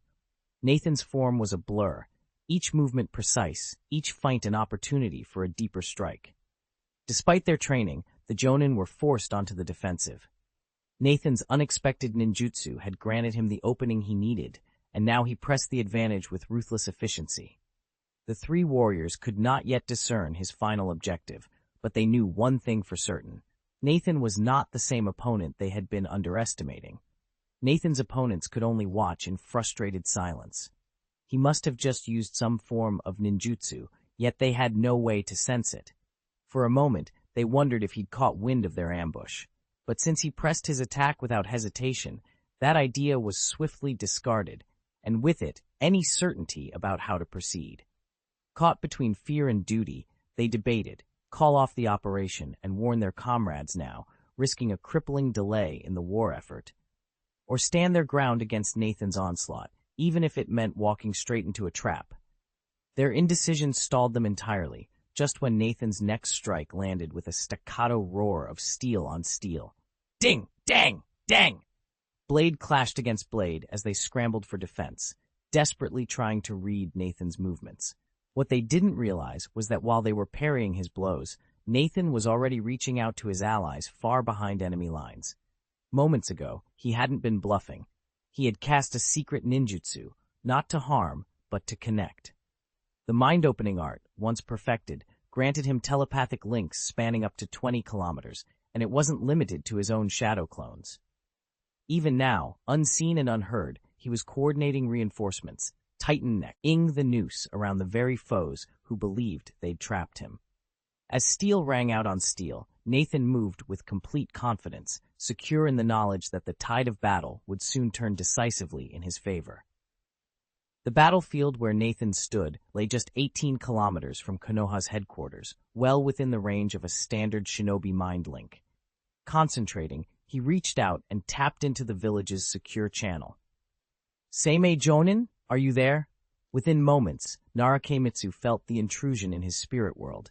He didn't reject the connection. Instead, he replied briskly. Nathan felt a flash of admiration, as expected of a Nara shinobi, always alert, always prepared. "I'm here," Nathan answered, steeling himself. "It's Nathan." "Why so eager to contact me?" Keimitsu pressed, his tone already shifting into briefing mode. Nathan drew in a steadying breath and explained everything he'd just uncovered on the battlefield. Almost at once, Keimitsu was cross-referencing the early ceasefire reports, data scrolling through his mind's eye as he prepared to respond. Nathan had always found the Kirigakure forces' hasty withdrawal from this sector puzzling. According to battlefield intelligence, any prolonged stand by Kirigakure would cost them heavy casualties on retreat. So why pull back now, while they still had strength to fight? Forcing two of their own shinobi to split up made no sense by conventional logic. Only after Nathan laid out his theory did everything click into place. Kirigakure's true aim was to buy time, lure Nathan into a skirmish, then mass their troops and neutralize him first. Nathan's analysis had exposed their plan, and by the urgency in his voice, Nara Chimitsu knew exactly what he was proposing. Without missing a beat, Chimitsu asked, "So you want us to counterattack?" Nathan nodded. "Exactly. Let's turn their tactics back on them. If we strike hard and fast, we might end this conflict today." Chimitsu hesitated for a heartbeat, weighing the risks. Then he leaned in, voice low. "All right, but be warned, there are at least 20 Jonin closing in on your position." "Can you guarantee your own safety?" Nara Keimitsu asked, her eyes flicking over the battle reports spread across her desk. She'd already counted the Jonin and special Jonin dispatched to the area. Nathan paused. He hadn't expected her to worry about the bait. In his experience, anyone would leap at such a high-stakes opportunity, even if it meant a well-earned death. Her question, surprisingly, left him with a better impression of Nara Keimitsu. After a heartbeat of silence, he met her gaze. "No problem." A relieved smile curved her lips. "Good. You've got 5 minutes. No more. As soon as the time's up, I'll set the rest of the plan in motion." "Understood?" Nathan ended the call, then turned his full attention to the 3 Kirigakure Jonin before him. All that remained was to stall them for 5 minutes and wait for Nara Keimitsu's team to close in from the outside. Nathan reviewed his strategy one last time. If he could plan another teleportation tag out on the field and then vanish into thin air, he'd catch Kirigakure completely off guard. Could someone like Nara Keiko pull off a feat like this? Nathan smiled at his own thought. Once you have the Flying Thunder God technique ready, there's virtually no plan you can't execute with precision. Above all, Namikaze Minato was anchoring Konoha's defenses. Over the past 5 days, Nathan had lost count of how many times Minato had swooped in to save fellow shinobi from certain defeat. Judging by how quickly Minato's support arrived, there had to be dozens of teleportation seals scattered across the battlefield, a hidden network of portals Nathan could tap into whenever he needed. It was this safety net that gave Nathan the confidence to bait the Kirigakure operatives into chasing him. Time stretched on. 2 minutes passed in agonizing slow motion. Finally, the 3 Kirigakure Jonin realized something was very wrong. They'd thrown everything they had at Noth, Anan, and fully expected him to break and fall back, but he hadn't budged. If he truly couldn't locate his comrades, he would have retreated long ago.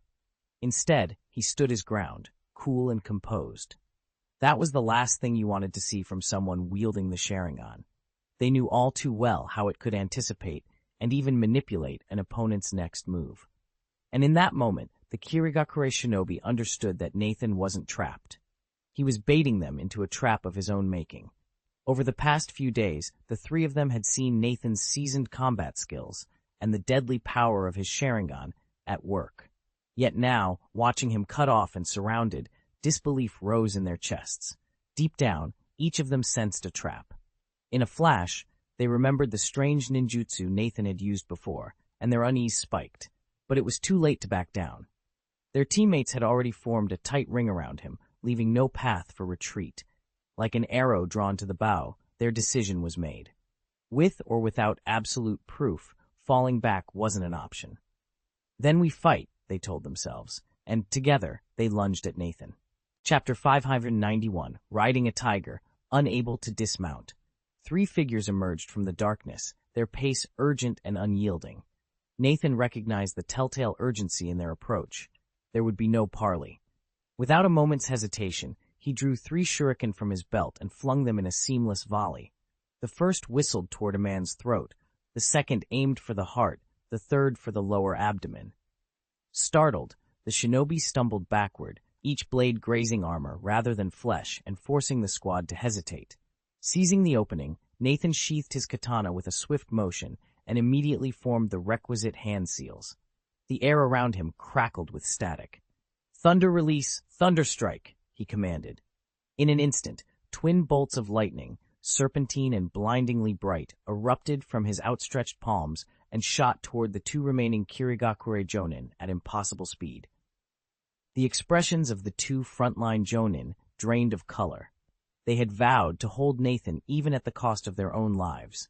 But this was a devastation they hadn't anticipated. A single brush of those electric currents would leave them broken, if not dead. As the bolts bore down on them, a chilling realization settled in. How could they stop him now, when any attempt to block his path would only leave them shattered and pave Nathan's way to freedom? Nathan barely had time to catch his breath when the 3 Kirigakure shinobi bearing down on him collided and stumbled backward. Seizing the brief opening, he paused. He knew that if he unleashed wind release, wind wings, he'd stand a solid 50 to 60% chance of slipping past the perimeter and escaping. But he refused to bolt just yet. Instead, Nathan tapped into his chakra reserves and formed the seals for shadow clone technique. With Amanoyu and Suzunohu still tucked safely away, he didn't need to worry about a few dozen Jonin hunting him down. Yet, he wouldn't expose those trump cards unless absolutely necessary. No, he needed a different approach. As a dozen or more mist special Jonin closed in, determined to end him, Nathan split his chakra and produced a host of perfect duplicates. Each clone burst into existence on the battlefield, immediately drawing the enemy's attention. The Mist Shinobi, having committed so many warriors to this fight, would not hesitate to eliminate every single clone to reach the real him. And that was precisely the point. While the clones engaged the would-be executioners, Nathan's true self melted into the shadows, ready to slip through any opening they'd leave behind. He'd carved out this chance with nothing more than a clever diversion, and he intended to use it. By dispersing the Mist Ninja's chakra outward, Nathan had succeeded in buying himself precious time, at least until his shadow clones began falling one by one. He knew that if the Kirigakure Jonin concentrated their attacks, his replicated selves, with all their inherent weaknesses, wouldn't last as long as a lone shinobi. Still, he only needed to hold out a little longer. 2 minutes had already passed, and Narakimitsu's strategy was on the verge of completion. When the plan reached fruition, it wouldn't be Nathan who feared an encirclement, but rather those Jonin scrambling to retreat. 1,000 scenarios flickered through his mind as he finished his final hand seals. In a sudden explosion of chalk-white chakra smoke, 7 identical figures materialized across the clearing, each one a perfect shadow clone of Nathan himself. The real Nathan melted unnoticed into their ranks. He hadn't bothered with his mind-opening technique. It was unnecessary. Every clone already carried his memories, instincts, and combat experience. The instant they formed, each duplicate sprang into action, instinctively countering the threat that loomed on the horizon. The Kirigakure Jonin had been watching Nathan closely, afraid he'd try to slip away at the last moment. Before they could close in, they hurled dozens of shuriken at his array of shadow clones.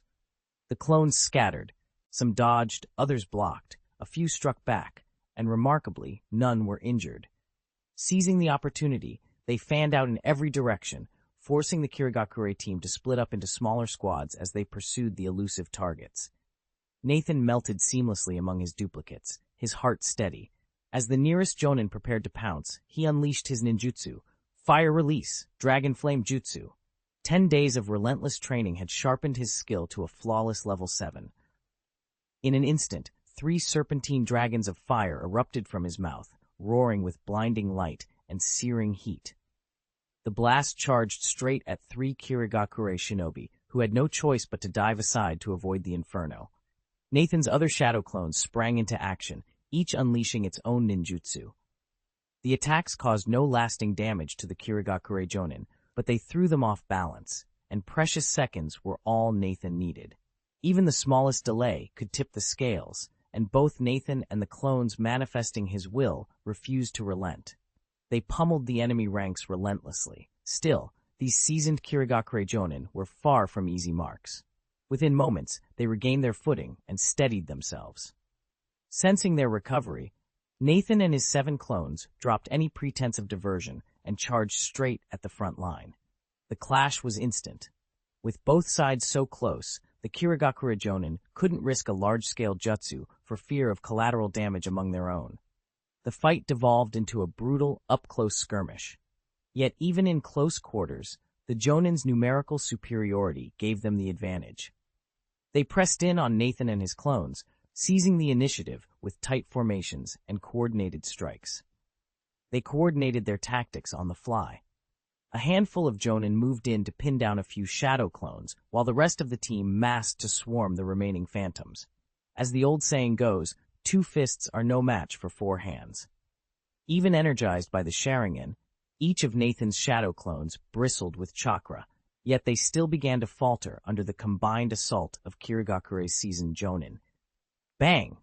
A solid punch struck one clone in the chest, sending it hurtling backward before it dissolved into a wisp of chakra smoke. That first blow broke the back of Nathan's strategy. Almost before the smoke cleared, a second clone crumpled, then a third, each undone by a precise strike. Outmatched in both numbers and experience, the final 4 clones didn't last long. In moments, they too scattered, leaving only Nathan himself standing in the clearing. Without his illusions to mask him, Nathan no longer needed to dance from shadow to shadow, but that didn't make his situation any easier. Around him, half a dozen Kirigakure Jonin closed in, their expressions calm and practiced. Against foes this skilled, Nathan knew he couldn't afford a single mistake. Nathan barely had room to maneuver against the combined assault. His abnormal physique, the keen perception of his Sharingan, and the defensive layers of Earth Release Hardening and Chakra Hagoromo were the only things keeping him alive. Without them, he'd have been cut down long ago. It wasn't a question of his strength. He simply couldn't afford to unleash his full power against so many skilled opponents at once. All he could do was stall. Just a little longer, he thought, weaving between blows. A quartet of Kirigakure Jonin launched a coordinated strike, forcing him to dart aside desperately. Before he could regain his footing, a 5th shinobi caught him with a crushing kick that sent him skidding across the dirt. Then, at the edge of the clearing, figures emerged, reinforcements from Konoha. The moment Nathan heard their arrival, every Kirigakure Jonin froze in their tracks, eyes darting toward the new arrivals as caution rippled through their ranks. After a tense moment of silence, one of the Kirigakure Special Jonin, renowned for his acute perception, snapped his eyes open and spat out, "We're surrounded." His words hit the grow, up like a thunderclap. Another ninja staggered back. "What? That's impossible." "How could Konoha have reacted so fast?" a third muttered, disbelief and dread creeping into his voice. It had been barely over 4 minutes since they'd launched their operation. There was simply no time for the Leaf Village to muster a full response, unless their plans had been betrayed from within. "The information must have leaked," someone whispered, realization dawning. All eyes locked onto Nathan. Suddenly, his earlier odd behavior made sense. What they dismissed as frantic last-ditch resistance was actually calculated, a ploy to bait them straight into this trap. Now, as Konoha Jonin materialized on every flank, the Kirigakure team found themselves completely hemmed in. Panic rippled through their ranks. With enemy shinobi tightening the noose, there was no clear path forward and no safe retreat.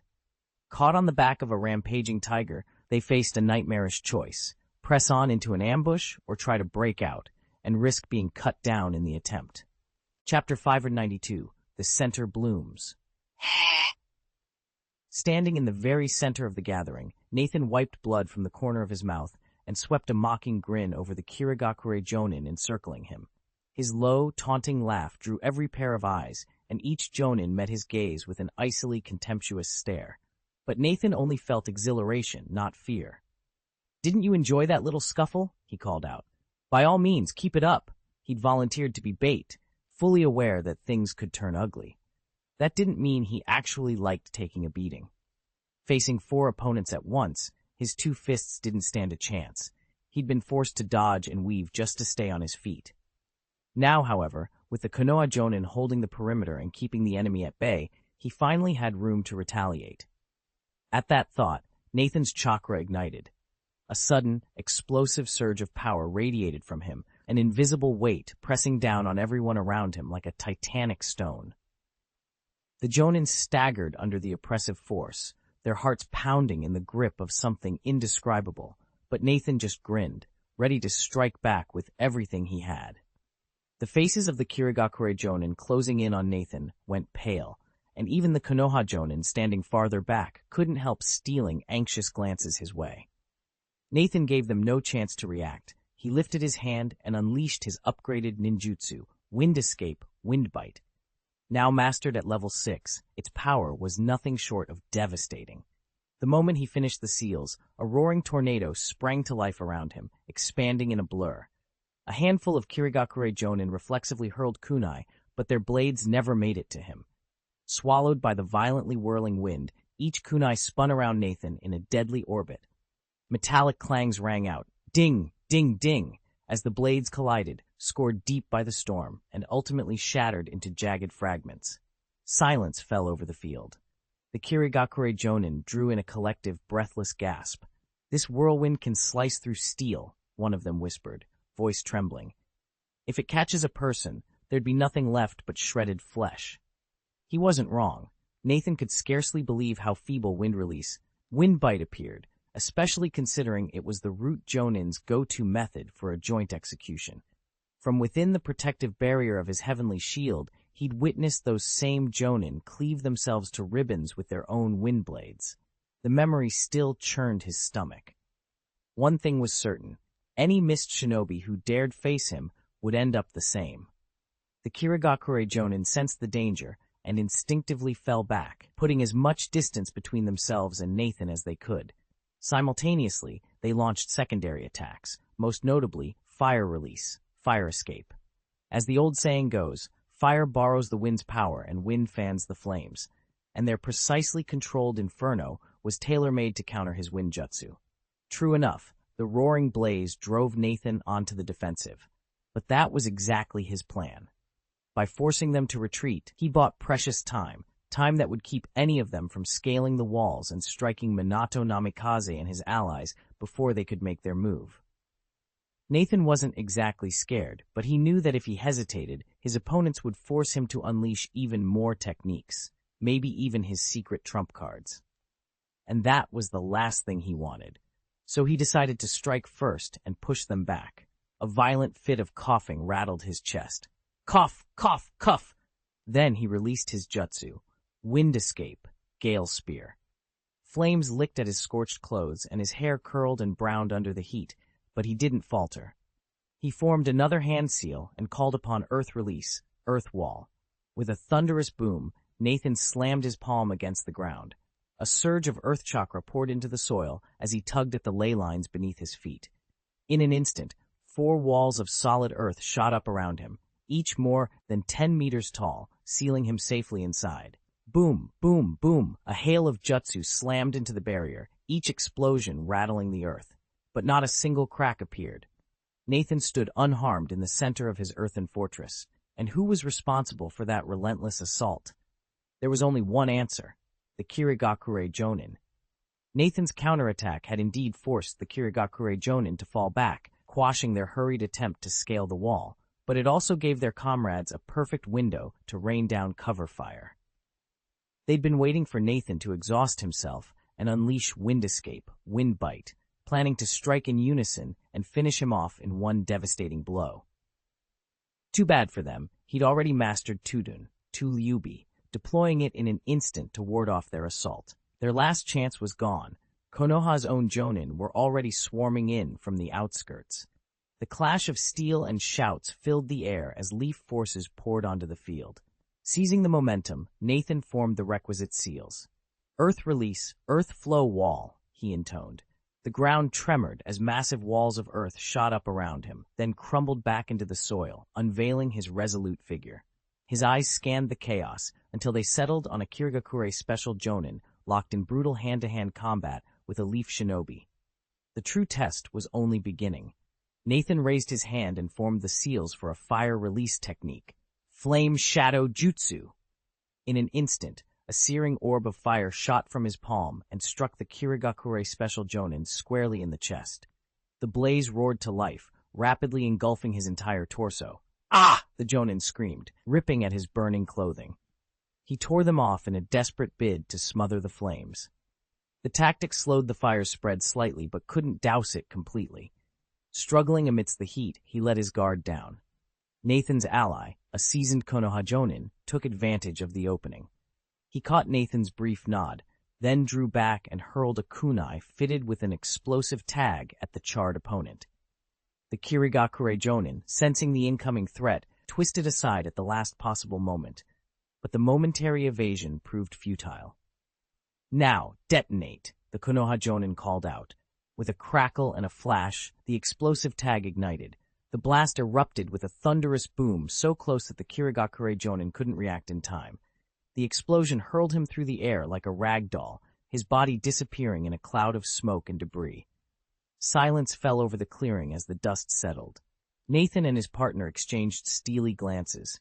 This victory, like so many battles before, came at the cost of merciless precision. Engulfed in searing flames, the Kirigakure jonin gasped for breath, each ragged exhalation stealing what little air remained in his lungs. Satisfied he wouldn't survive, Nathan tore his gaze away and began scanning the battlefield for fresh targets. In the past few minutes, he'd not only taken several solid hits, but had also deployed his 7 shadow clones to study every Kirigakure jonin's fighting style. He'd singled out this particular shinobi not because of the powerful taijutsu kick he'd received, though that had been impressive, but because he'd noticed a subtle lag in the man's perception. That flaw had made him the perfect victim for Nathan's fire escape plane burning technique. Any other opponent might have sensed the incoming inferno and bolted, but this jonin reacted too slowly. In an instant, his torso was wreathed in flames. Moments later, Konoha jonin rushed forward to carry the burning body away. Nathan watched them go, letting one silent wish follow in their wake. Don't die too unjustly. Chapter 593, Prelude to the Decisive Battle. A cold wind swept across the shattered clearing as the last echoes of combat faded. The Kirigakure jonin watched in silent grief as their comrade's body fell. In moments, another life had been lost, another family member torn from their ranks. The shock left them hollowed but resolute. There would be no more hesitation. They would break this encirclement or die trying. Yet escape would require more than courage. It hinged on Konoha's approval. Until that sanction arrived, they remained bound by honor and by Nara Kaigwang's expertly crafted formation. Late to the field, but never late in strategy, Kaigwang had tailored his barrier to exploit every weakness. Its short preparation time belied its lethal precision, and now it constricted the Kirigakure squad like iron bands. Attempts to slip away had already failed. Each time the 5 jonin struck out, the barrier's subtle runes flared, forcing them back. Fatigue and frustration mounted. That was when Nathan saw his opening. Drawing on the intelligence he and his shadow clones had gathered in the minutes before the battle, he struck from the shadows, again and again, each attack swift and silent. Nathan's versatility made him the perfect hunter. One moment he was a single figure darting through shattered stones, the next 3 or 4, feinting, vanishing, reappearing behind an enemy flank. A stinging burst of wind chakra here, an unseen tripwire of wire strands there. Each assault sowed panic among the Kirigakure jonin. Minute by minute, their lines unraveled. Their numbers fell from 5 to 4, then 3. At the precise instant the 3rd shinobi went down, urgent reports reached the Kirigakure High Command. Within moments, orders were issued. A rescue force would move out. But by then, the prelude was over. The decisive battle had only just begun. Unfazed by Kirigakure's desperate maneuver, Nara Keimitsu had anticipated every move. He gave a single ruthless order. His frontline troops were to launch an all-out assault and cut off every Kirigakure Jonin from retreating. With no reinforcements left, Kirigakure's commander felt a chill run down his spine as he imagined the annihilation of his veteran shinobi. After only a moment's hesitation, the commander abandoned his command vehicle. He issued new orders to the Chunin and Ginin positioned near Nathan, directing them straight into the maelstrom around the central battlefield. By throwing these less experienced fighters into the fray, he hoped to buy precious seconds for his beleaguered Jonin. At the same time, he sent his last reserve squads racing forward to shore up his lines. On paper, Konoha had slightly more Jonin on the field, thanks to their backup plan, but it wasn't enough to turn the tide.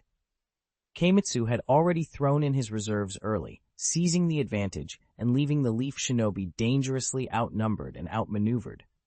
It wasn't surprising that the two forces had reached a stalemate on this battlefield. When it came to top-tier shinobi, the gap between Konoha and Kirigakure was slim, at least so long as Minato Namikaze and Nathan held back. If the fourth Hokage and Nathan ever unleashed their full power, the fog ninjas swarming Atsuzu port wouldn't stand a chance. Yet both of them had their reasons for restraint, so neither planned to go all out. Even so, in a clash between Jonin, Konoha still enjoyed a decisive edge. One by one, Kirigakure's elite fell. At first, it was their weaker special Jonin. Later, as the fight wore on, bona fide Jonin began to drop as well. Still, the tide finally began to turn. It started when a squad of Kirigakure Jonin, fully aware of the danger, dove into the fray without a second thought for their own lives. They weren't strong enough to threaten Minato or Nathan directly, but their sheer numbers forced Konoha's advance to slow. Under that distracting pressure, the remaining Kirigakure Jonin found the breathing room they desperately needed. What had been a slaughter began to feel like a contested battle once more. By the time the Kirigakure reserve squad arrived on the field, they were met with open conflict. Every shinobi among them was an elite. Several were Jonin, but even the Chunin were more than capable of holding their own. Their arrival transformed what had been a one-sided massacre into a full-scale clash. As reinforcements on both sides continued to flood the battlefield, the skirmish grew ever more intense, edging closer to a decisive confrontation. Nathan's instincts had been proven correct. His impromptu siege had quickly been met with an equally determined counterattack, and what began as a simple standoff had escalated into a small but pivotal battle, a prelude to the larger war to come. Along the waterfront at Yujin Port, fight broke out in every alley, on every pier. Fallen banners flapped in the wind, and the air was thick with shuriken and the flash of chakra blades. Even as the sun dipped below the horizon, neither side showed any sign of giving ground. To retreat now would invite a merciless pursuit and certain slaughter. They were locked in a test of endurance. Whoever broke first would trigger the greatest losses. So they fought on, each ninja driven by the knowledge that in this crucible, only the strongest would survive. Being pursued is a nightmare. Your injured comrades can't be evacuated quickly, so casualties skyrocket. Meanwhile, the side that gains the upper hand can tend to its wounded immediately. After all, with shinobi medical ninjutsu, most non-life-threatening injuries are fully treatable. This imbalance forces both armies into a stalemate. Neither will risk a hasty withdrawal for fear the other will follow through, yet neither can press onward without exhaustion. Only when both forces are utterly spent does either side dare call off the fighting, and that is precisely where Konoha and Kirigakure find themselves now. Hours slipped by in a haze of earth and blood. Night fell, sparse stars winking overhead as the war raged on through dusk. Finally, after more than a day and half a night of relentless combat, Commander Nara Keimitsu and his Kirigakure counterpart signaled the order to fall back. Bleary-eyed shinobi on both sides hoisted their wounded companions onto makeshift stretchers, clutched their kunai, and in tight, wary ranks began to withdraw. But even this retreat was far from peaceful. Every step back was shadowed by tension, as each soldier remained ready for one last clash. Night had fallen by the time the last Konoha and Kirigakure shinobi finally pulled back. Sporadic explosions and the clash of blades still echoed across the clearing, proof that not everyone could abide by orders.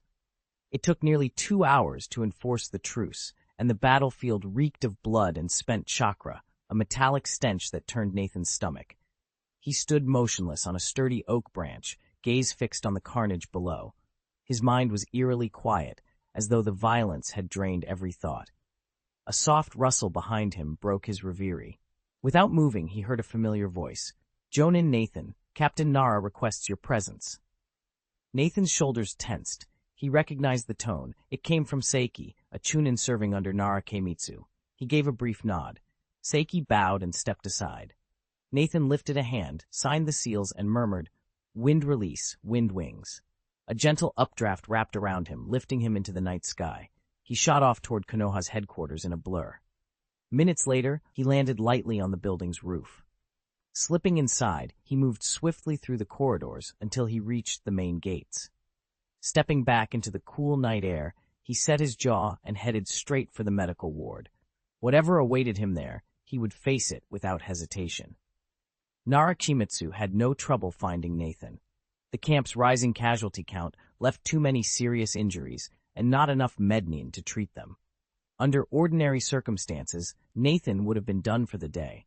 He'd already risked his life as bait, stopped a Kirigakure Jonin from escaping, and cut down wave after wave of powerful enemies.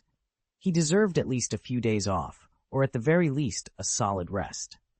But today's surprise battle had overwhelmed the camp's medical teams, so Nara Chiguang had no choice but to call him back to duty. Nathan didn't refuse. In fact, he welcomed the chance. He'd been eager to put his chakra scalpel and his extracting delicate trouble technique to the test in a real battlefield scenario, opportunities he'd longed for but never had. Fatigue was one thing, leveling up his skills was another entirely. With a quiet nod, he followed Chiguang toward the triage tents, ready to heal and to sharpen his abilities, no matter how tired he felt. Chapter 594, Treatment. Nathan's boots struck the hard-packed earth in a steady rhythm as he made his way toward the camp's field hospital. Even before he reached the entrance, low, agonized moans drifted through the afternoon air. He paused, bracing himself, then rounded the final corner. Dozens of wounded shinobi lay scattered across the dirt courtyard, their uniforms ripped and stained. Around them moved a team of medical ninja in crisp white coats, swiftly cleaning wounds, applying poultices, and wrapping bloodied limbs. The tents beyond were already overflowing with critical cases, so those less gravely injured had to remain here in the open.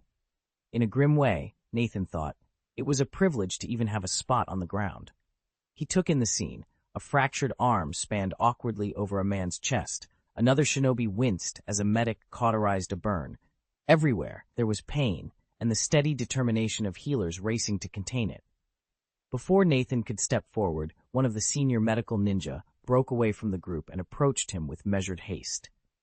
The healer's chakra signature was strong, no ordinary medic.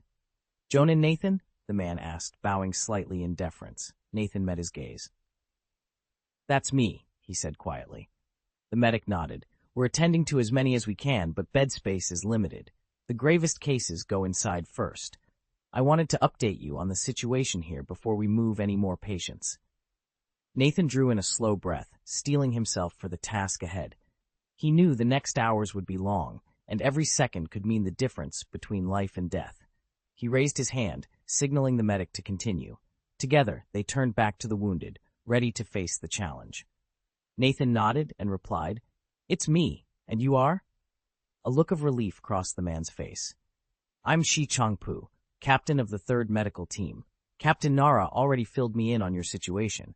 Please follow me." Shi Changpu offered his hand and led the way. Nathan followed, carefully stepping past wounded shinobi lying in the dirt. All around them, makeshift gurneys held soldiers in terrible shape, some barely clinging to life, others unconscious, many missing arms or legs. The air was thick with the sound of labored breathing and hushed moans. Nathan surveyed the scene. From a cold, efficiency-driven standpoint, it would make sense to treat those with minor injuries first. They'd recover fastest and return to duty, preserving the team's overall strength. But Nara Keiko had made her priority clear. No matter how little profit or tactical advantage, the gravely wounded came first. Why insist on treating the worst cases before anyone else? Nathan asked as they entered the main ward. Shi Changpu paused beside a soldier whose leg had been hastily amputated. He met Nathan's eyes and said simply, "Because every shinobi, no matter how badly hurt, deserves a chance to live." Nathan absorbed those words in silence as the captain moved on to the next patient. In that dimly lit tent, amid the pain and chaos, compassion was their guiding principle. And despite the cost, it was one they were determined to uphold. Nathan knew there was no guarantee any of them would see the end of this war. Under the watchful eyes of every soldier and officer, even the slightest sign of neglect or shoddy treatment would send ripples of fear through the wounded. Morale, though invisible, was as vital as ammunition. If the men in the next battle fought only to save their own skins, they would never vanquish the enemy, no matter how powerful they appeared on paper. That was why every critically injured patient had to receive the best care possible, nothing less than the very highest standard. Only when the troops could rest easy about their comrades' fate would they charge forward with full hearts, ensuring the war effort stayed on course. With that conviction in mind, Nathan followed Shi Changpu down the long, narrow ward, rows of beds crowded between flickering lanterns. The sharp tang of antiseptic mingled with the metallic scent of blood, but Nathan's focus never wavered. He swept his gaze across each man lying in agony, noting wounds, dressings, and vital signs at a glance. When he paused, it was to claim the patients whose injuries fell within his skill set, several deep lacerations and a compound fracture. Hands steady, he moved to their side, ready to devote every ounce of his expertise to their recovery.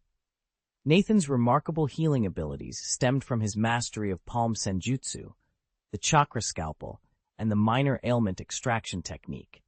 These powers allowed him to treat large numbers of severely wounded shinobi with astonishing speed, like turning falling bricks into life-saving miracles. Yet he knew his methods had limits. When faced with the most complex, deep-seated injuries or life-threatening conditions, he could never match the precision of a fully trained medical ninja. That was why Nathan took only those patients whose wounds looked serious but weren't overly complicated. This approach let him work at peak efficiency and make the greatest impact on the battlefield's chaos. His colleague, Shi Changpu, had no objections. Though Changpu and the other veteran healers were more experienced with critical cases, they often needed multiple hands and intricate ceiling formations to stabilize a single patient.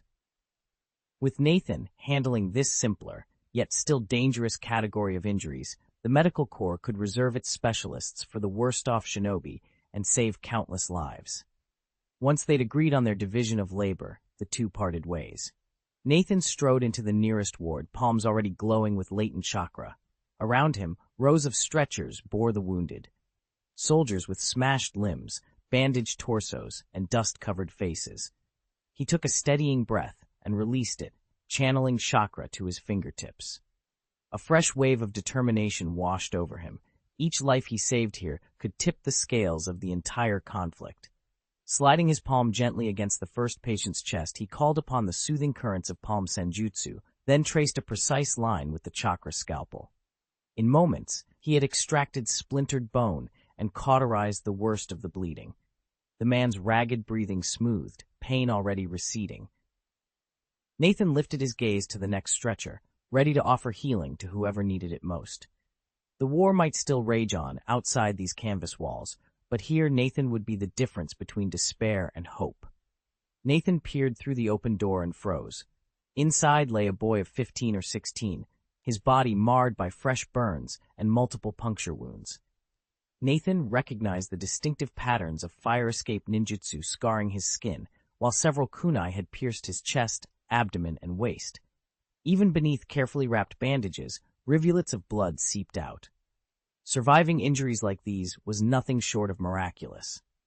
Without hesitation, Nathan stepped forward and quickly reviewed the boy's wounds. He retrieved the preliminary examination report clipped to a nearby stand and compared it to the injuries before him.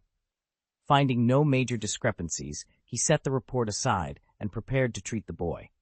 First, he needed clear access to the puncture sites.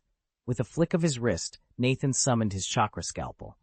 The ethereal blade sliced through the bandages with precision, momentarily revealing the ragged edges of flesh beneath. Blood welled instantly, but Nathan paid it no mind. He pressed his palms together, forming a tight seal with his fingers, and began the art of extracting minor troubles. As the ninjutsu took effect, Nathan closed his eyes and attuned himself to the boy's internal injuries. He could feel the jagged tracks of metal through muscle and the lingering heat of burnt tissue. Methodically, he traced each wound's damage, mapping out the path of the kunai shafts, locating inflamed organs, and gauging the depth of the burn wounds. Only when he was fully aware of the boy's condition did Nathan release the seal and open his eyes. Now armed with precise knowledge of every tear and scar, he was ready to begin the true healing process. Nathan settled beside the cot and closed his eyes, channeling chakra into the delicate disease extraction technique. At his current level, 6th grade mastery, the art did far more than draw out poisons. It painted a vivid picture of every internal organ: heart rate, liver function, the tiniest blood clots. In seconds, he had pinpointed the damage the rogue nin had dealt with those kunai, deeper than mere scratches. The punctures threatened internal bleeding and necrosis.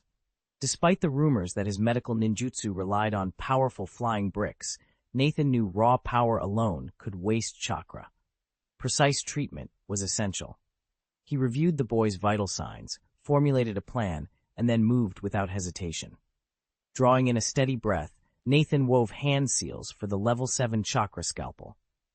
A faint azure blade flickered into being, hovering over the worst of the wounds. With swift, controlled motions, he excised every sliver of rotten flesh, ensuring healthy tissue remained untouched. When the last ragged edge was gone, he dispelled the blade and immediately activated the extraction technique for minor ailments. Invisible tendrils of chakra peeled away lingering debris and microscopic toxins until the young man lay as clean inside as he was out. Nathan exhaled, satisfied. The hardest part was over, now to stitch, seal, and restore. Nathan worked quickly, first cleansing the wound thoroughly, inside and out. Without hesitation, he channeled his perfected palm immortal technique, level 9, condensing a surge of yang escape chakra in the center of his palm. He pressed it against the boy's torn abdomen, infusing the chakra directly into the damaged tissue. Almost instantaneously, the flesh and organs around the injury began knitting themselves back together. Red tissue sprouted at a pace visible to the naked eye, sealing the gash in moments. The new skin looked tender but whole. Nathan allowed himself a small, satisfied nod. He repeated the process on the next injury, then the third and fourth. Each time, the palm immortal technique worked flawlessly, mending shredded muscle and cauterizing internal tears. By the time he set aside his focus, nearly an hour had passed and every deep wound was closed. Nathan glanced at the boy's scorched arms and legs. Those superficial burns could wait. Someone else could tend to them later. For now, the life-threatening damage was undone. He watched the youth's breathing deepen and even out, the rise and fall of his chest growing steadier. Nathan exhaled, the tension leaving his shoulders. The immediate crisis was over. All that remained was to ensure a full recovery and to discover what had caused such grievous injuries in the first place.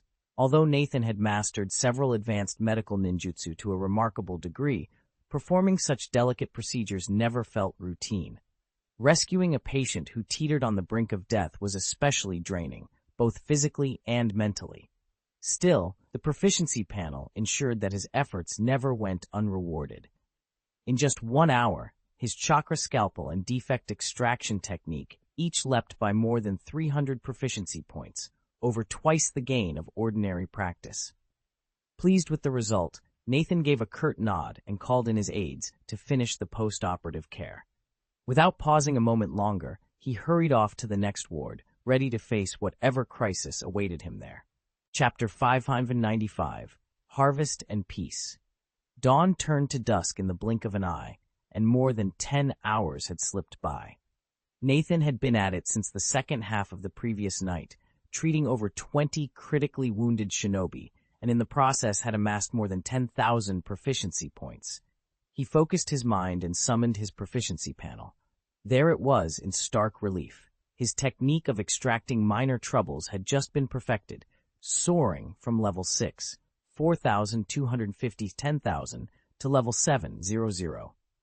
At the same time, his chakra scalpel had advanced by several thousand points, climbing from level 7, 1,820,000 to level 7, 9,220,000, nearly halfway to the next rank. Gaining that much proficiency, even with practice bonuses, demanded an immense outlay of chakra. Only Nathan's extraordinary chakra recovery rate had sustained him through the marathon session. Without it, he never would have seized this opportunity. Still, every gain carries a cost. By pouring so much time and energy into healing the wounded and sharpening these two techniques, he'd inevitably let his other skills fall by the wayside. Nathan had no choice but to siphon chakra from the Mist Shinobi before forming fresh shadow clones to rebuild his strength. He tore his gaze away from the distant sunset and fixed his eyes on Yujin Port. After yesterday's fierce battle, both Konoha and Kirigakure lay unnervingly quiet today, but the stillness felt more like the calm before a storm. Commander Kirigakure's bold counterattack, in which he offered himself as bait, hadn't gone entirely to plan. Still, they'd managed to seize the advantage, cutting down several Kirigakure Jonin and dozens of elite reinforcements. That hard-won edge would not be squandered. Even if Kirigakure hesitated to respond immediately, Nara Keimitsu would press the matter. He'd already summoned the Jonin and warned them that war was inevitable. No matter how you looked at it, conflict was on the horizon, and when the dust settled, this clash would almost certainly be the final battle on this field. The outcome would determine their entire standing in the upcoming negotiations. Nathan stifled a yawn as the sudden gust of cold wind outside fell silent. He slipped back into his tent and crawled into his makeshift bed. He hadn't slept in more than 30 hours and was well past exhaustion. Cultivation exercises could wait until tomorrow. At the field hospital, he'd done everything in his power. Now, there were only a handful of wounded left, and anyone whose injuries hadn't stabilized within 20 hours was essentially beyond help. All day, he'd watched corpses carried out on stretchers. Shaking off the grim memories, Nathan closed his eyes, and within seconds, soft snores drifted into the quiet night. When dawn broke, pale morning light filtered through the tent flap. Nathan's eyelids fluttered, and he blinked into wakefulness, still miles away from fully alert. By now, he'd slept nearly 12 hours straight. Nathan awoke with a start, disoriented by the unusual length of his slumber. For a moment, his mind drifted in a fog, but within seconds clarity returned, and his thoughts snapped into focus. He stretched his arms overhead, swung his legs out of bed, and pulled on his clothes without much care for neatness. A deep sense of comfort washed over him. His body felt light, his mind unusually alert. Nathan couldn't help but murmur to himself, "I need to allow for longer rest periods from now on." Even the most dedicated practitioner must respect the balance between exertion and recovery. Lately, Nathan had been too eager for rapid progress, skimping on sleep and unknowingly piling up fatigue. No wonder he'd collapsed into a 10-plus-hour sleep last night. While a single long rest could recharge him, making it a habit might actually hinder his cultivation in the long run. Thankfully, this deep awakening signaled that he was still on the right path, and, more importantly, that he had successfully completed the demanding multiple shadow clone technique. Nathan needn't worry that extending his roar Saint period would leave him unable to tackle the next series of training tasks. With that relief in mind, he finished washing, grabbed a quick breakfast, then summoned his Wind Escape, Windwings Jutsu, and lifted gracefully into the air. The previous evening, Nara Keimitsu had granted him a 2-day leave, so Nathan could afford to take things at a steady pace, provided he didn't stray too far from camp. He dipped low over the treetops until he spotted a quiet stretch of jungle, then touched down among the ferns. There, he formed dozens of clones with his shadow clone technique and set to work. In recent training, he deliberately avoided overloading his chakra into the jutsu of extracting minor problems. Once that technique is perfected, it won't free up additional chakra for other uses. That meant his other skills would have to wait for steady, incremental improvement. Still, Nathan felt energized. Thanks to the fire release, dragon fire technique he had mastered over the past 2 days, he now had an extra 19,000 chakra points to draw on each day. With that boost fueling his practice, he dove into a rigorous session of elemental manipulations, honing precision and control alongside his clones until the jungle air crackled with raw power. Nathan had meticulously allocated all his chakra reserves to mastering wind release, spiral shuriken. As a result, his daily investment jumped from 60,000 to 79,000 chakra points, and his proficiency gain rose from 400 to 525 points per day. At that pace, he calculated he could push the technique from level 8 to level 9 in no more than 70 days, and that would only be the beginning. Once he perfected his other techniques, wind release, vacuum jade, wind release, vacuum blade, wind release, wind bite, and water release, explosive water rush, he'd conserve even more chakra. Any surplus could then be funneled straight back into spiral shuriken, accelerating its growth even further. Nathan couldn't help but wonder, when he finally reached level 9, would he be able to fully unleash the technique's potential? Based on the breakthroughs he'd experienced at levels 5 and 7, he knew that each mastery threshold brought a noticeable, qualitative leap in power. Reaching level 9 promised to be no different, and he was determined to see just how devastating his spiral shuriken could become. Nathan paused to reflect on the nature of the wind release, Rasen Shuriken. As an S-rank forbidden technique, its true limit lay far beyond level 9, but attaining that threshold already counted as perfect mastery. After all, only extraordinary shinobi might ever glimpse its theoretical maximum. Even Naruto's own claim of flawless control in later years was likely an exaggeration.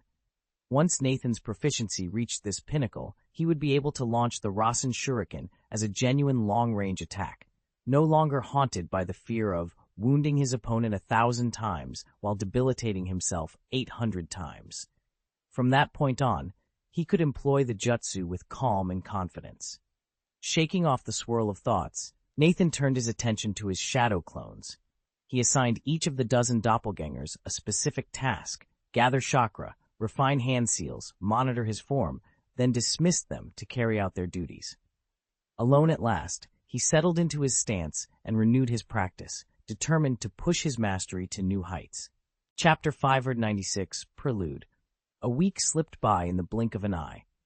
After 2 days of relentless training, Nathan's brief rest was over, and he was back at the helm, leading his team on missions.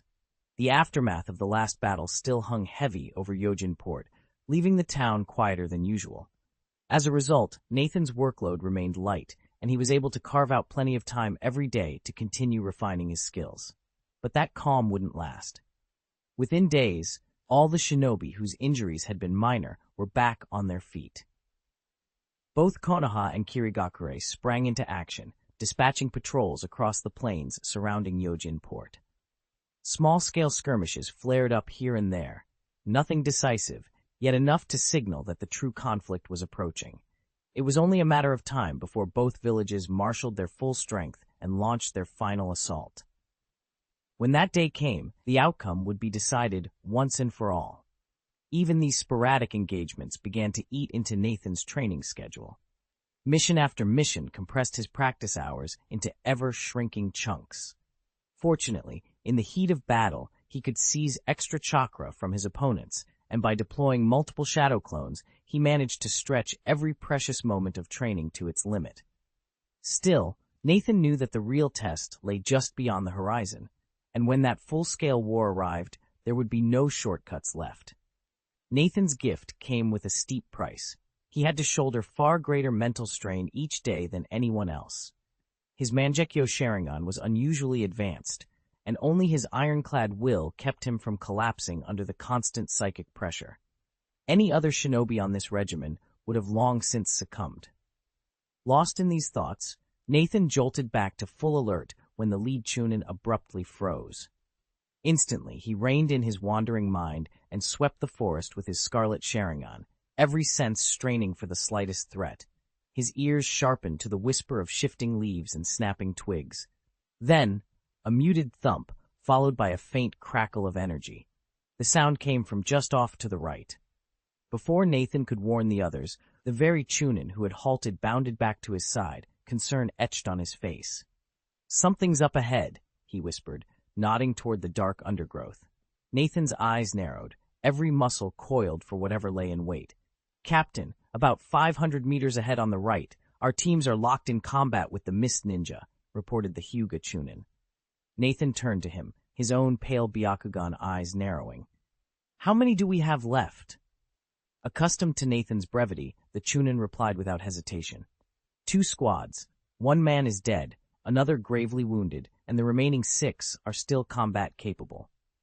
He paused for a moment, refocusing his dojutsu.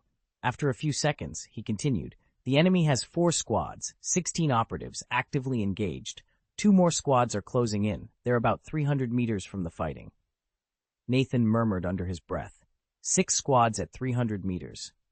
He swept a quick glance over his own force of 4 squads, 16 shinobi in total, and asked, "What's the enemy's overall strength?"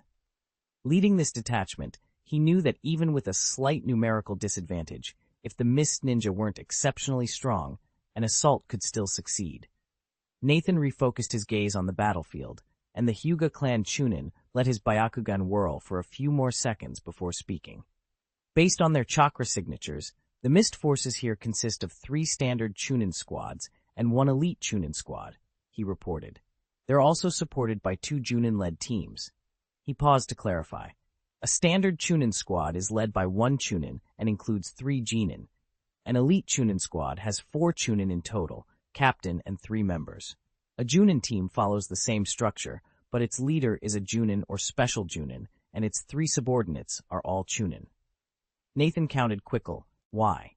So that's 2 Junin or special Junin, 13 Chunin, and 9 Genin on the enemy side. The Hyuga Chunin continued. Judging by their chakra levels and the order they appeared, the 3 standard Chunin squads must have clashed with our Junin teams first. Shortly afterward, the elite Chunin squad moved in to reinforce them.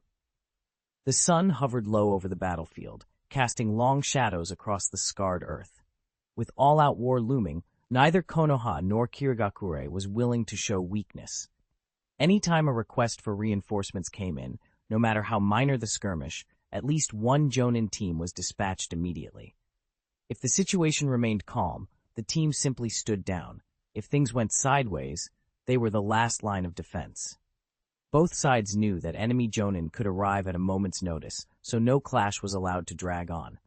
Even these preliminary engagements were fierce, each side determined to settle the fight swiftly. Nathan, captain of his Jonin squad, took in the scene with a practiced eye.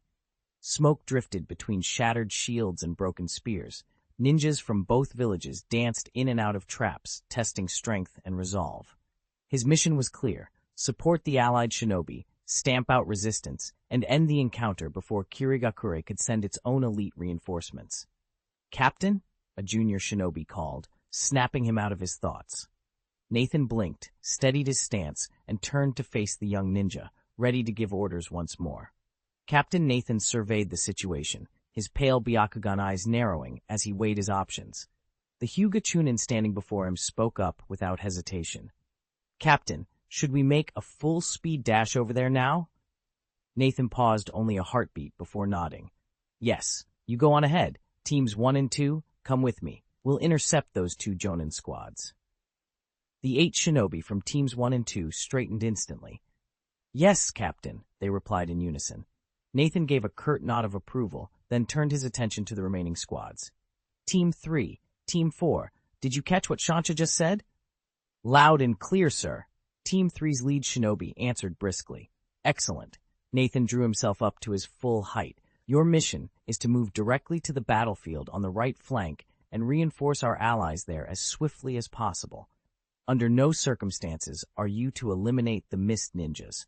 Hold the line until I return." Though his instructions were straightforward, they carried an unmistakable confidence. As far as Nathan was concerned, the 2 Mist Jonin posed no real threat. With that, he turned back toward his own teams, readying himself for the clash to come. However, Nathan's tone was tinged with arrogance, almost conceited, but none of the Konoha shinobi batted an eye. In the past few days of missions, they'd already seen just how formidable he was. Even if 2 more operatives from the Mist were waiting for him, everyone was certain Nathan would return safely. After all, they'd handled similar situations before. Chapter 597, Fighting. Don't worry, Captain. We'll hold them off until you get back. At Nathan's words, the two Chunin captains of Teams 3 and 4 both nodded and replied in unison. In truth, this was exactly the plan they'd already agreed on.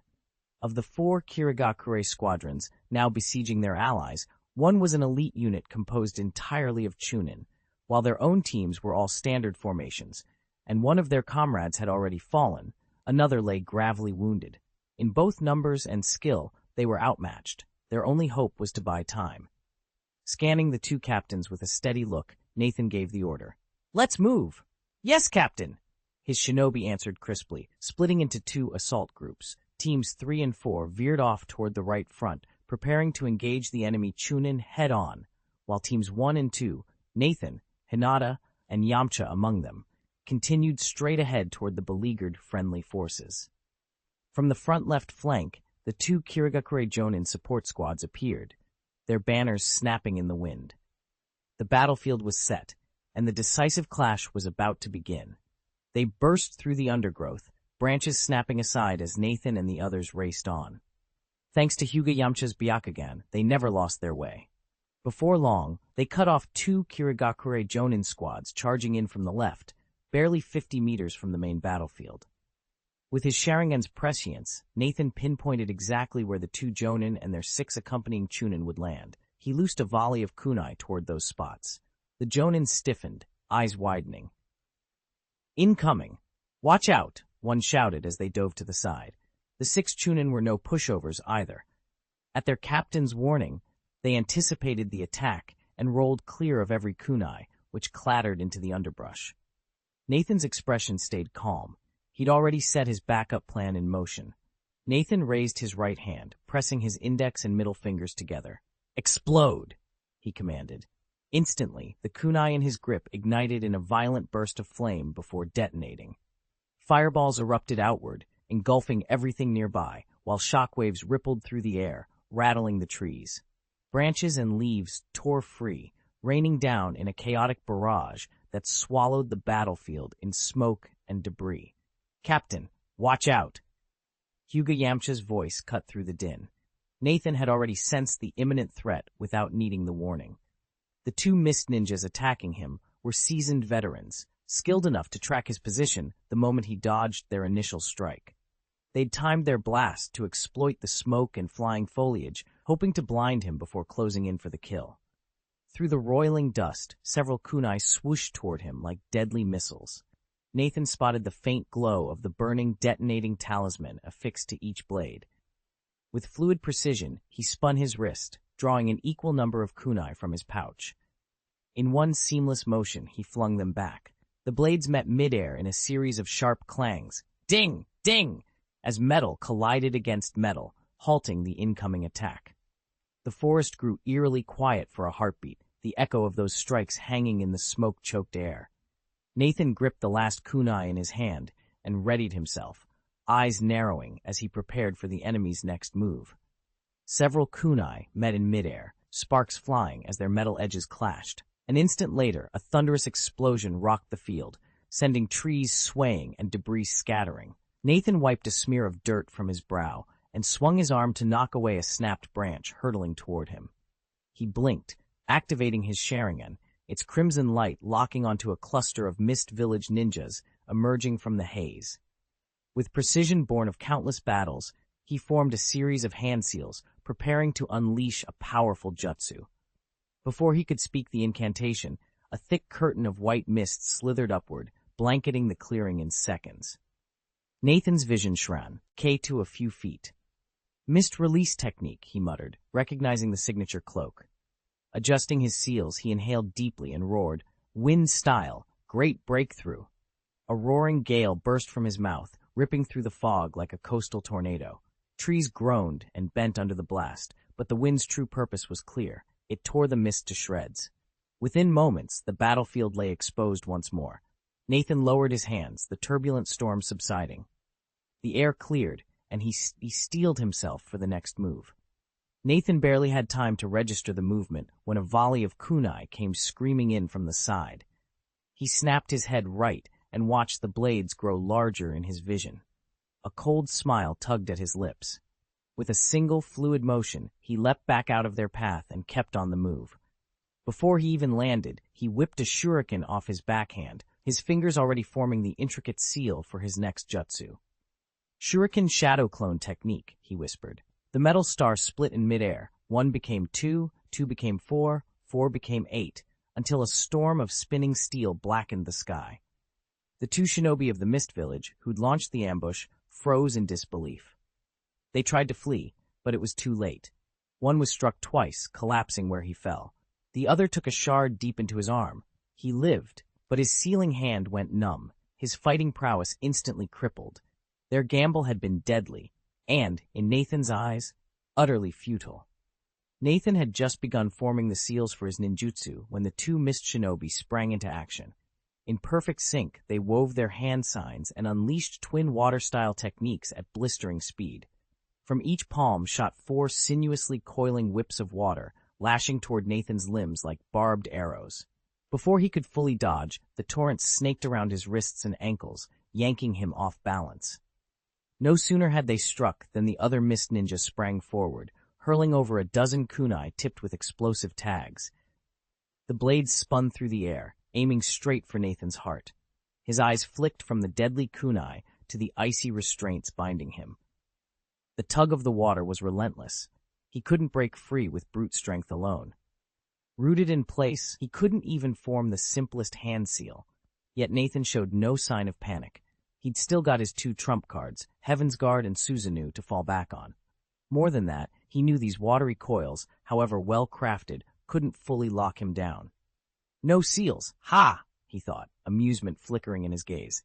Amateurs. Nathan closed his eyes, gathering chakra until it hummed beneath his skin. Without a single hand seal, his mastery long since surpassed the requirements for level 7, he molded the chakra scalpel. Years of emergency medical treatments had sharpened his control to near perfection, making the technique as precise as a surgeon's blade. With a subtle shift of his will, the invisible edge formed along his right hand, slicing through the rushing water chakra aimed at his wrist. No sooner had the water flow been severed than Nathan shaped a swift hand seal and unleashed his next strike. Wind style.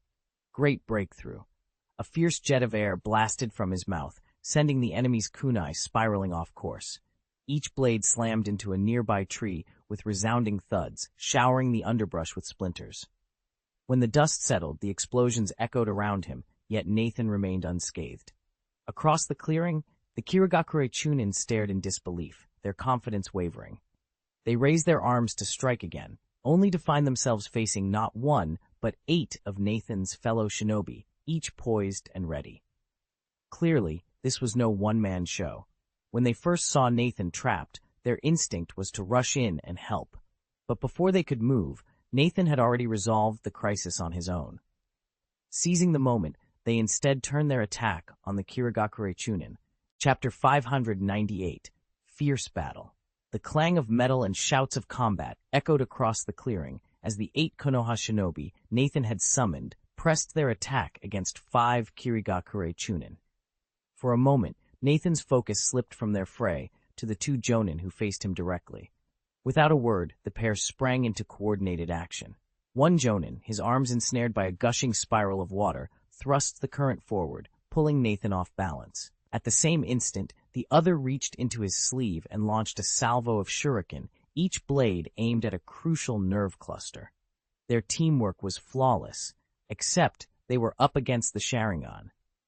Nathan's eye took on that crimson glow in an instant, each tome granting him clairvoyance over the spinning projectiles. He tracked the shuriken long enough to confirm they bore no hidden trickery. Then, instead of resisting the water's pull, he flowed with it, allowing its force to carry him safely past the deadly blades. Seizing the moment, Nathan gathered chakra in his left palm and formed a razor-sharp chakra scalpel. With a single precise slice, he severed the watery bonds coiling around his wrist. Free at last, both hands shot to readiness. His expression steeled with resolve. Nathan did not hesitate. Nathan twisted his body, narrowly evading the kunai hurled at him by the Kirigakure Jonin. In the same instant, he formed the final hand seals and unleashed his jutsu, fire style, Phoenix Fire technique. A volley of molten fireballs burst from his palms, hurtling toward the two jonin like living bullets. But they were ready. One jonin channeled a swirling ribbon of water around his arm, using it to bind Nathan's legs in place. At the same time, the other sealed swiftly and intoned, "Water style, water array wall." A massive curtain of water sprang up before the incoming flames, intercepting the fireballs with a sharp hiss. The blazing spheres fizzled and evaporated against the barrier, leaving the mist shinobi unscathed. Nathan allowed himself a brief, satisfied smirk. He hadn't expected to overcome two jonin in one blow. His aim was never to kill them, only to slow them down, buying the precious seconds he needed. Nathan felt power surge through his legs. He slammed his foot against the ground and sprang upward, bending at the waist and thrusting both arms forward to sever the twin water whips coiled around his ankles. Freed in midair, he twisted aside just in time to evade a volley of shuriken, then drew his longsword as he touched down. A shimmering green aura flared about him, his instant sword technique unleashed. In an instant, his speed spiked, and before the two mist-hidden ninjas could react, he was already upon them. Swish, Nathan's secondary dagger arcs toward the ninja who had hurled the shuriken. Horikawa Hirosuke, well aware of how lethal Nathan's blade arts could be, chose not to meet the strike head-on. He staggered backward, desperate to put distance between them. But retreat was only possible if Nathan allowed it. The dagger missed its mark, and Nathan didn't hesitate. He thrust both feet into the earth and shot forward like a cannonball, closing the gap on Hirosuke in the blink of an eye. Nathan surged forward, determined to close the gap on Horikawa Hirosuke, but before he could reach him, a Kirigakure Jonin leapt in from the side, cutting off his attack. With a metallic clang, Nathan's longsword met the Jonin's kunai. Nathan froze for a heartbeat, diverting his gaze from Hirosuke to the newcomer. Subtly, he activated his illusion Sharingan, seeking to seize control of the Jonin's mind. But this shinobi was no novice. The moment their blades collided, he dropped his kunai, slipped back out of reach, and deliberately broke eye contact to thwart Nathan's genjutsu. Unfazed, Nathan recognized the truth of shinobi combat. Any opponent must be neutralized. He abandoned his pursuit of Hirosuke, closed the distance to the Jonin, and readied his blade once more. Channeling his chakra into the edge of his sword, he unleashed the Shadow Sword Tech, Nike, a swift, gleaming arc intended to strike down his evasive foe. After several days of relentless training, Nathan's mastery of the Shadow Sword technique exploded. He'd just hit level 5 proficiency. Eager to test his progress, he surged forward, longsword flashing toward the Kirigakure Jonin before him. The Jonin met the attack head-on, slamming a kunai against Nathan's blade to deflect the strike. In that instant, Nathan unleashed the true power of his art. His single sword rippled and split into 3 identical shadow blades, each lancing out on its own trajectory. But the Jonin's reflexes were razor-sharp. With 2 metallic clangs, he parried both the main blade and one of the shadow duplicates using rapid kunai blocks. Then, riding the recoil, he twisted his body just in time to slip beneath the 3rd strike. The shadow blade sliced under his arm, snagging only the cloth of his uniform without drawing blood. Nathan exhaled a breathy "huh" of mild surprise. His opponent's close-quarters skill was better than he'd anticipated. Still, he refused to be deterred. This exchange was only the opening move. Nathan hefted his blade, preparing for another strike, when, without warning, a volley of shurikens whipped in from his flank. He spun, spotting Horikawa Hirosuke just beyond the fray, hurling the deadly stars. Nathan dropped into a roll, letting the shuriken clatter harmlessly across the dirt, then sprang to his feet and charged the Kirigakure Jonin before him. With a fierce whoosh, Nathan brought his longsword down. The Jonin whirled in time, snapping his kunai upward to intercept the blow. Steel screeched against steel as the two pressed against each other, locked in a fierce stalemate. Thanks to the sword's extra reach and Nathan's honed strength, sharpened through countless transformations, the Jonin's arms began to tremble under the relentless force. Beads of sweat formed on the Jonin's brow as Nathan's blade edged ever closer. With a desperate grunt, the Jonin threw back every ounce of his strength, wrenching his kunai upward to deflect the strike. He stumbled backward 2 paces, regaining distance, his chest heaving and his face drawn with effort as he prepared for the next exchange. Nathan surged forward, determined to close the distance, but Horikawa Hirosuke was already a few paces away. With swift precision, Hirosuke formed the seals and unleashed a burst of water chakra. In an instant, a colossal serpentine dragon of pure water arced overhead before plummeting straight toward Nathan like a living missile. Nathan's heart sank as he recognized the technique, Suiton, Water Dragon Bullet Technique. Though common in the Shinobi world, it remained a true B-rank ninjutsu famed for its devastating power. Even the most physically elite ninja would be grievously wounded by a direct hit. With no hope of withstanding such force, Nathan braced himself and prepared for impact. Chapter 599. Killing a sharp crack split the earth beneath Nathan's feet. Dark, spiderweb-like fissures radiated outward as his leg muscles coiled and released, flinging him forward like a cannonball. No sooner had he launched than a massive water dragon descended from above, smashing into the ground with a deafening roar. The impact shattered the soil in a wide radius, sending dead branches, rotting leaves, gravel, and dirt hurtling through the air like shrapnel. Nathan reacted instinctively. He snapped his sword into its scabbard, formed a rapid sequence of hand seals, and called out, "Earth Release, Hardening Technique." A faint, jade-white glow crept across his skin, transforming his flesh into near-impenetrable armor. The airborne debris pelted him with bone-jarring force, but each fragment shattered harmlessly against his newly reinforced body. Kosuke Horikawa, having anticipated Nathan's defense, wasted no time. He turned to the other Kirigakure Jonin nearby and shouted, "Yamashita, Yuhiro, now!" At Horikawa's command, Yuhiro Kawada, who had just fallen back to regain his footing, snapped his fingers together, his own set of seals forming in an instant as he prepared to unleash his ninjutsu. Lightning split the sky as a crackling cone of lightning, no bigger than a baby's arm, materialized and shot directly at Nathan with terrifying speed. He recognized the technique instantly, lightning release. His heart raced. Nathan knew that while earth release defenses were generally sturdy, even his perfected earth boil and hardening technique could be shattered by a high-level lightning release jutsu. If this had been a standard thunder attack, he'd have no trouble. But the shape and intensity of this cone betrayed raw offensive power, far beyond the ordinary. On high alert, Nathan sprang backward, creating precious distance. His hands flew into a rapid sequence of seals, chakra surging through his veins. As the electrified projectile bore down on him, he activated his own creation, Chakra Hagoromo. Drawing on wind release principles and inspired by the tailed beast's chakra cloak, this defensive jutsu formed a glowing barrier around him, its surface rippling in the charged air. The lightning cones slammed into the chakra cloak with a thunderous crack. Electricity arced outward, sizzling against the barrier's edge, but the chakra barrier held firm, dispersing the lightning's lethal energy in a brilliant shower of sparks. Nathan stood his ground, the glow of Chakra Hagoromo fading into the night as the attack dissipated harmlessly. Nathan barely registered the impact as the thunder sphere struck his pale blue chakra feather cloak. Aside from momentarily bleaching the fabric, it did him no harm. He allowed himself a brief smile before turning to Horikawa Kosuke and Kawada Yuhiro. Their expressions were grim. Obviously, they hadn't expected their combined assault to falter. He didn't much care for their disappointment.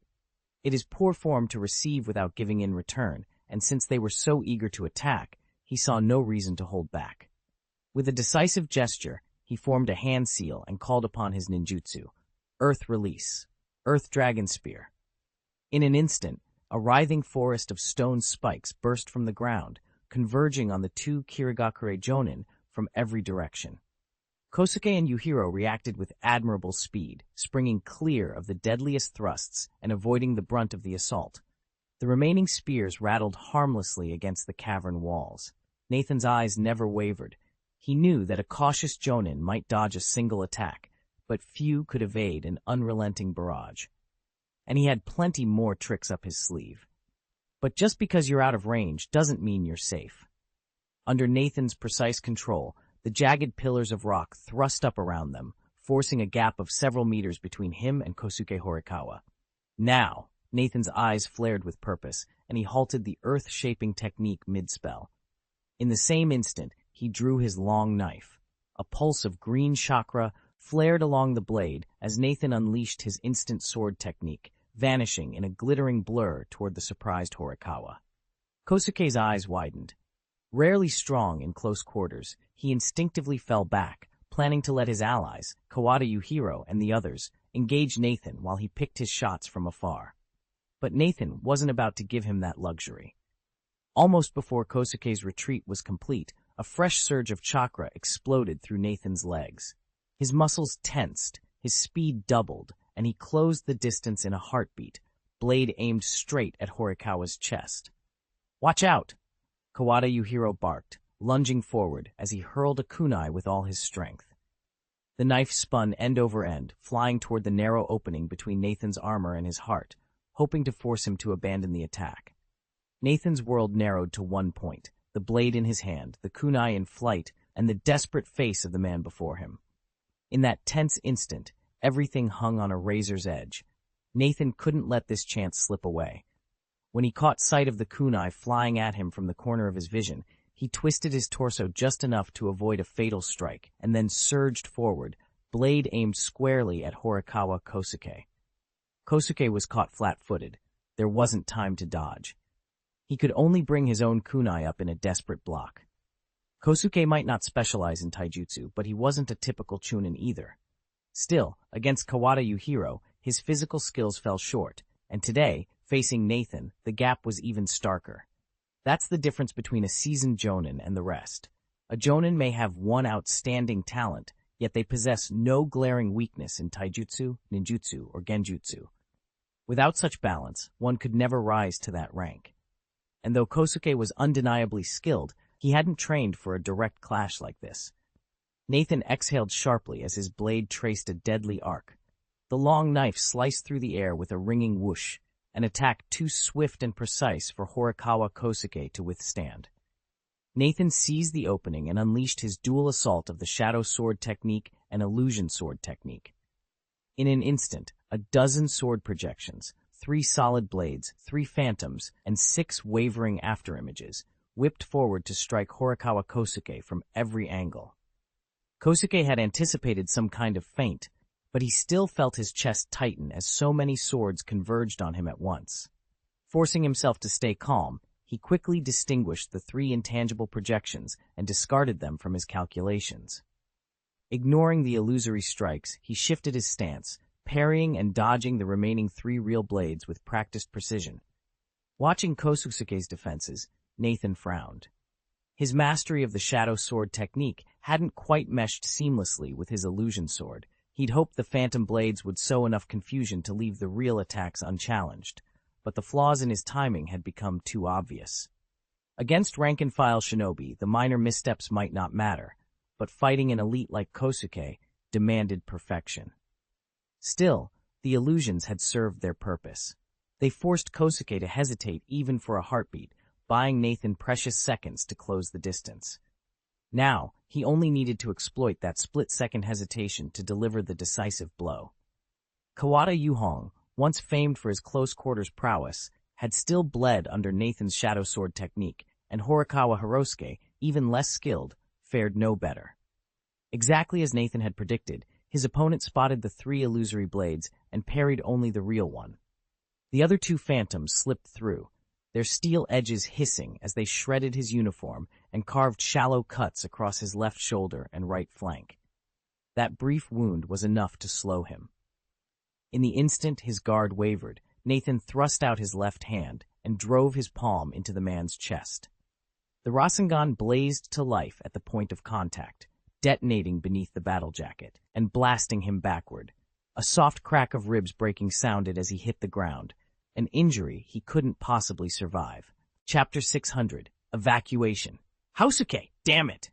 Kawada Hirohiro cursed under his breath as he watched Horikawa Hirohiro go sailing backward, blood spewing from his mouth after Nathan's Rasengan found its mark. Without pausing to gloat, Kawada rolled aside and surged straight at Nathan, determined to finish him off. Nathan, however, had no desire to land a killing blow. His opponent was already on his last legs. Still, he couldn't afford to let Kawada press the advantage. Clang! In a flash, Nathan drew his longsword from its sheath and met Kawada's attack head-on. Having learned from their earlier encounter, Kawada abandoned any attempt to grapple and instead shifted to a relentless flurry of swordplay. Ding ding dang dang. The sharp ring of metal on metal echoed through the air as the two men traded blow after blow. They moved with lightning speed, exchanging a dozen strikes in the span of a single heartbeat. Despite his ferocity, Kawada could not wrest control away from Nathan. Piece by piece, Nathan dictated the pace, parrying and countering with precise, controlled movements. Kawada's confidence began to waver when he realized Nathan was skillfully targeting his left shoulder. A flicker of doubt crossed his face. After a tense moment weighing his chances, Kawada finally broke off the attack and fell back, unwilling to risk further injury. Nathan knew he was outmatched. His strength might have been formidable, but it didn't rival Kawada Hirohiro's. If he pressed on, he risked failing to reinforce the other skirmish dozens of meters away, and even jeopardizing his own safety. Retreat was the only sensible choice. As for the four squads fighting in that sector, they could only curse their luck. They'd blundered straight into Nathan's support team. Ever decisive, Kawada Hirohiro seized the moment to put distance between them. Retreat. He barked to the surrounding mist-hidden ninjas, then fell back at a run. Just as he turned to go, he spotted the wounded Horikawa Hirosuke lying close by and hesitated. He lunged forward, determined to carry his comrade to safety. But before he could reach him, a razor-sharp wind blade whipped through the clearing, shearing an ancient tree in half. Kawada skidded to a halt. Had he not stopped so quickly, the blade would have split him in two. He cast a last glance over his shoulder.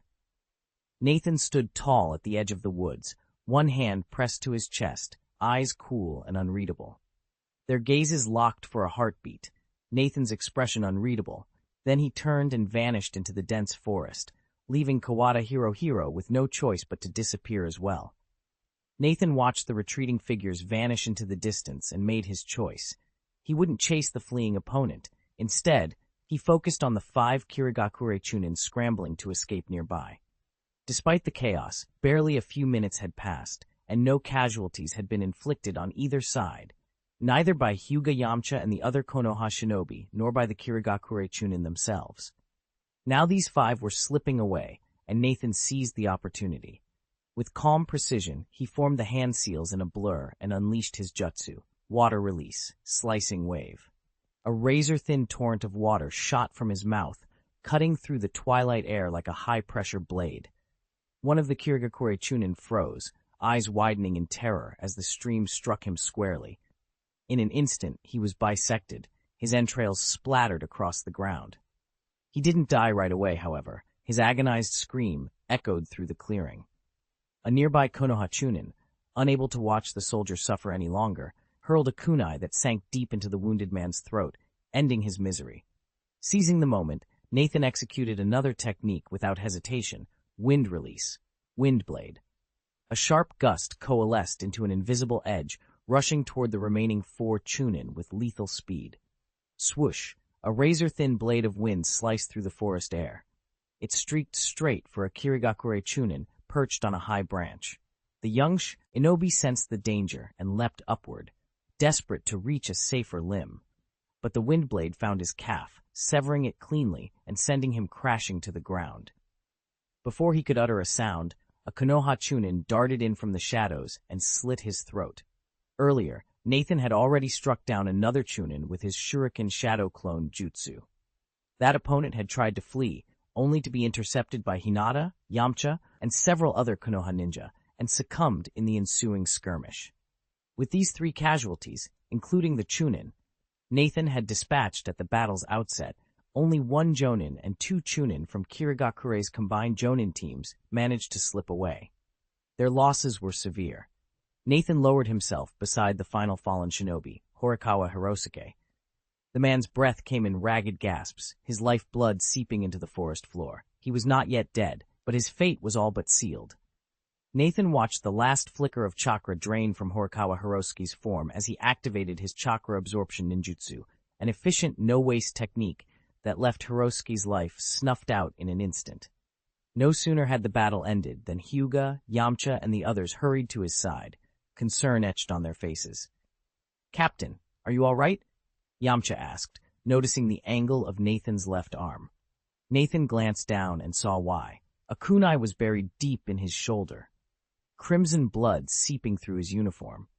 He winced as he eased his arm for a better look. That was Kawada Yuhong's handiwork. Earlier, she had flung the blade, aiming for his heart to force him to break off his attack on Hirosuke. Nathan had managed to twist aside at the last moment, but the kunai still raked his shoulder. In her confidence, Yuhong had pressed the assault on Hirosuke even after he'd been grievously wounded, an overreach that now lay exposed. Nathan drew a steady breath.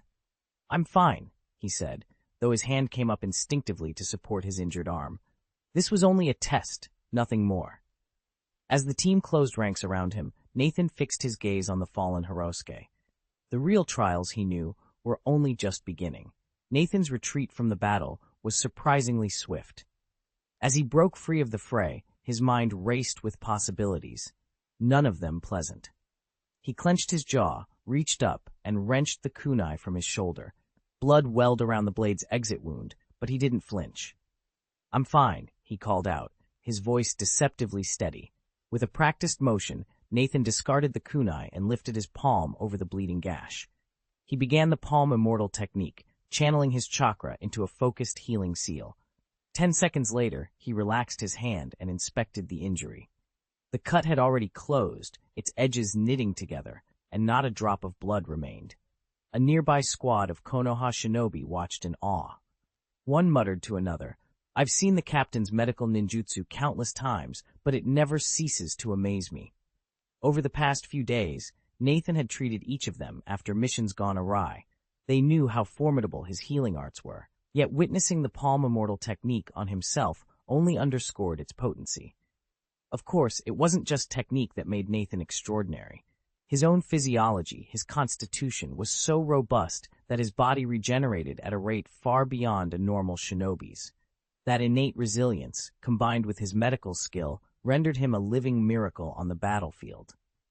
Empowered by a sudden surge of Yangtun chakra, Nathan's healing capabilities surged to astonishing levels.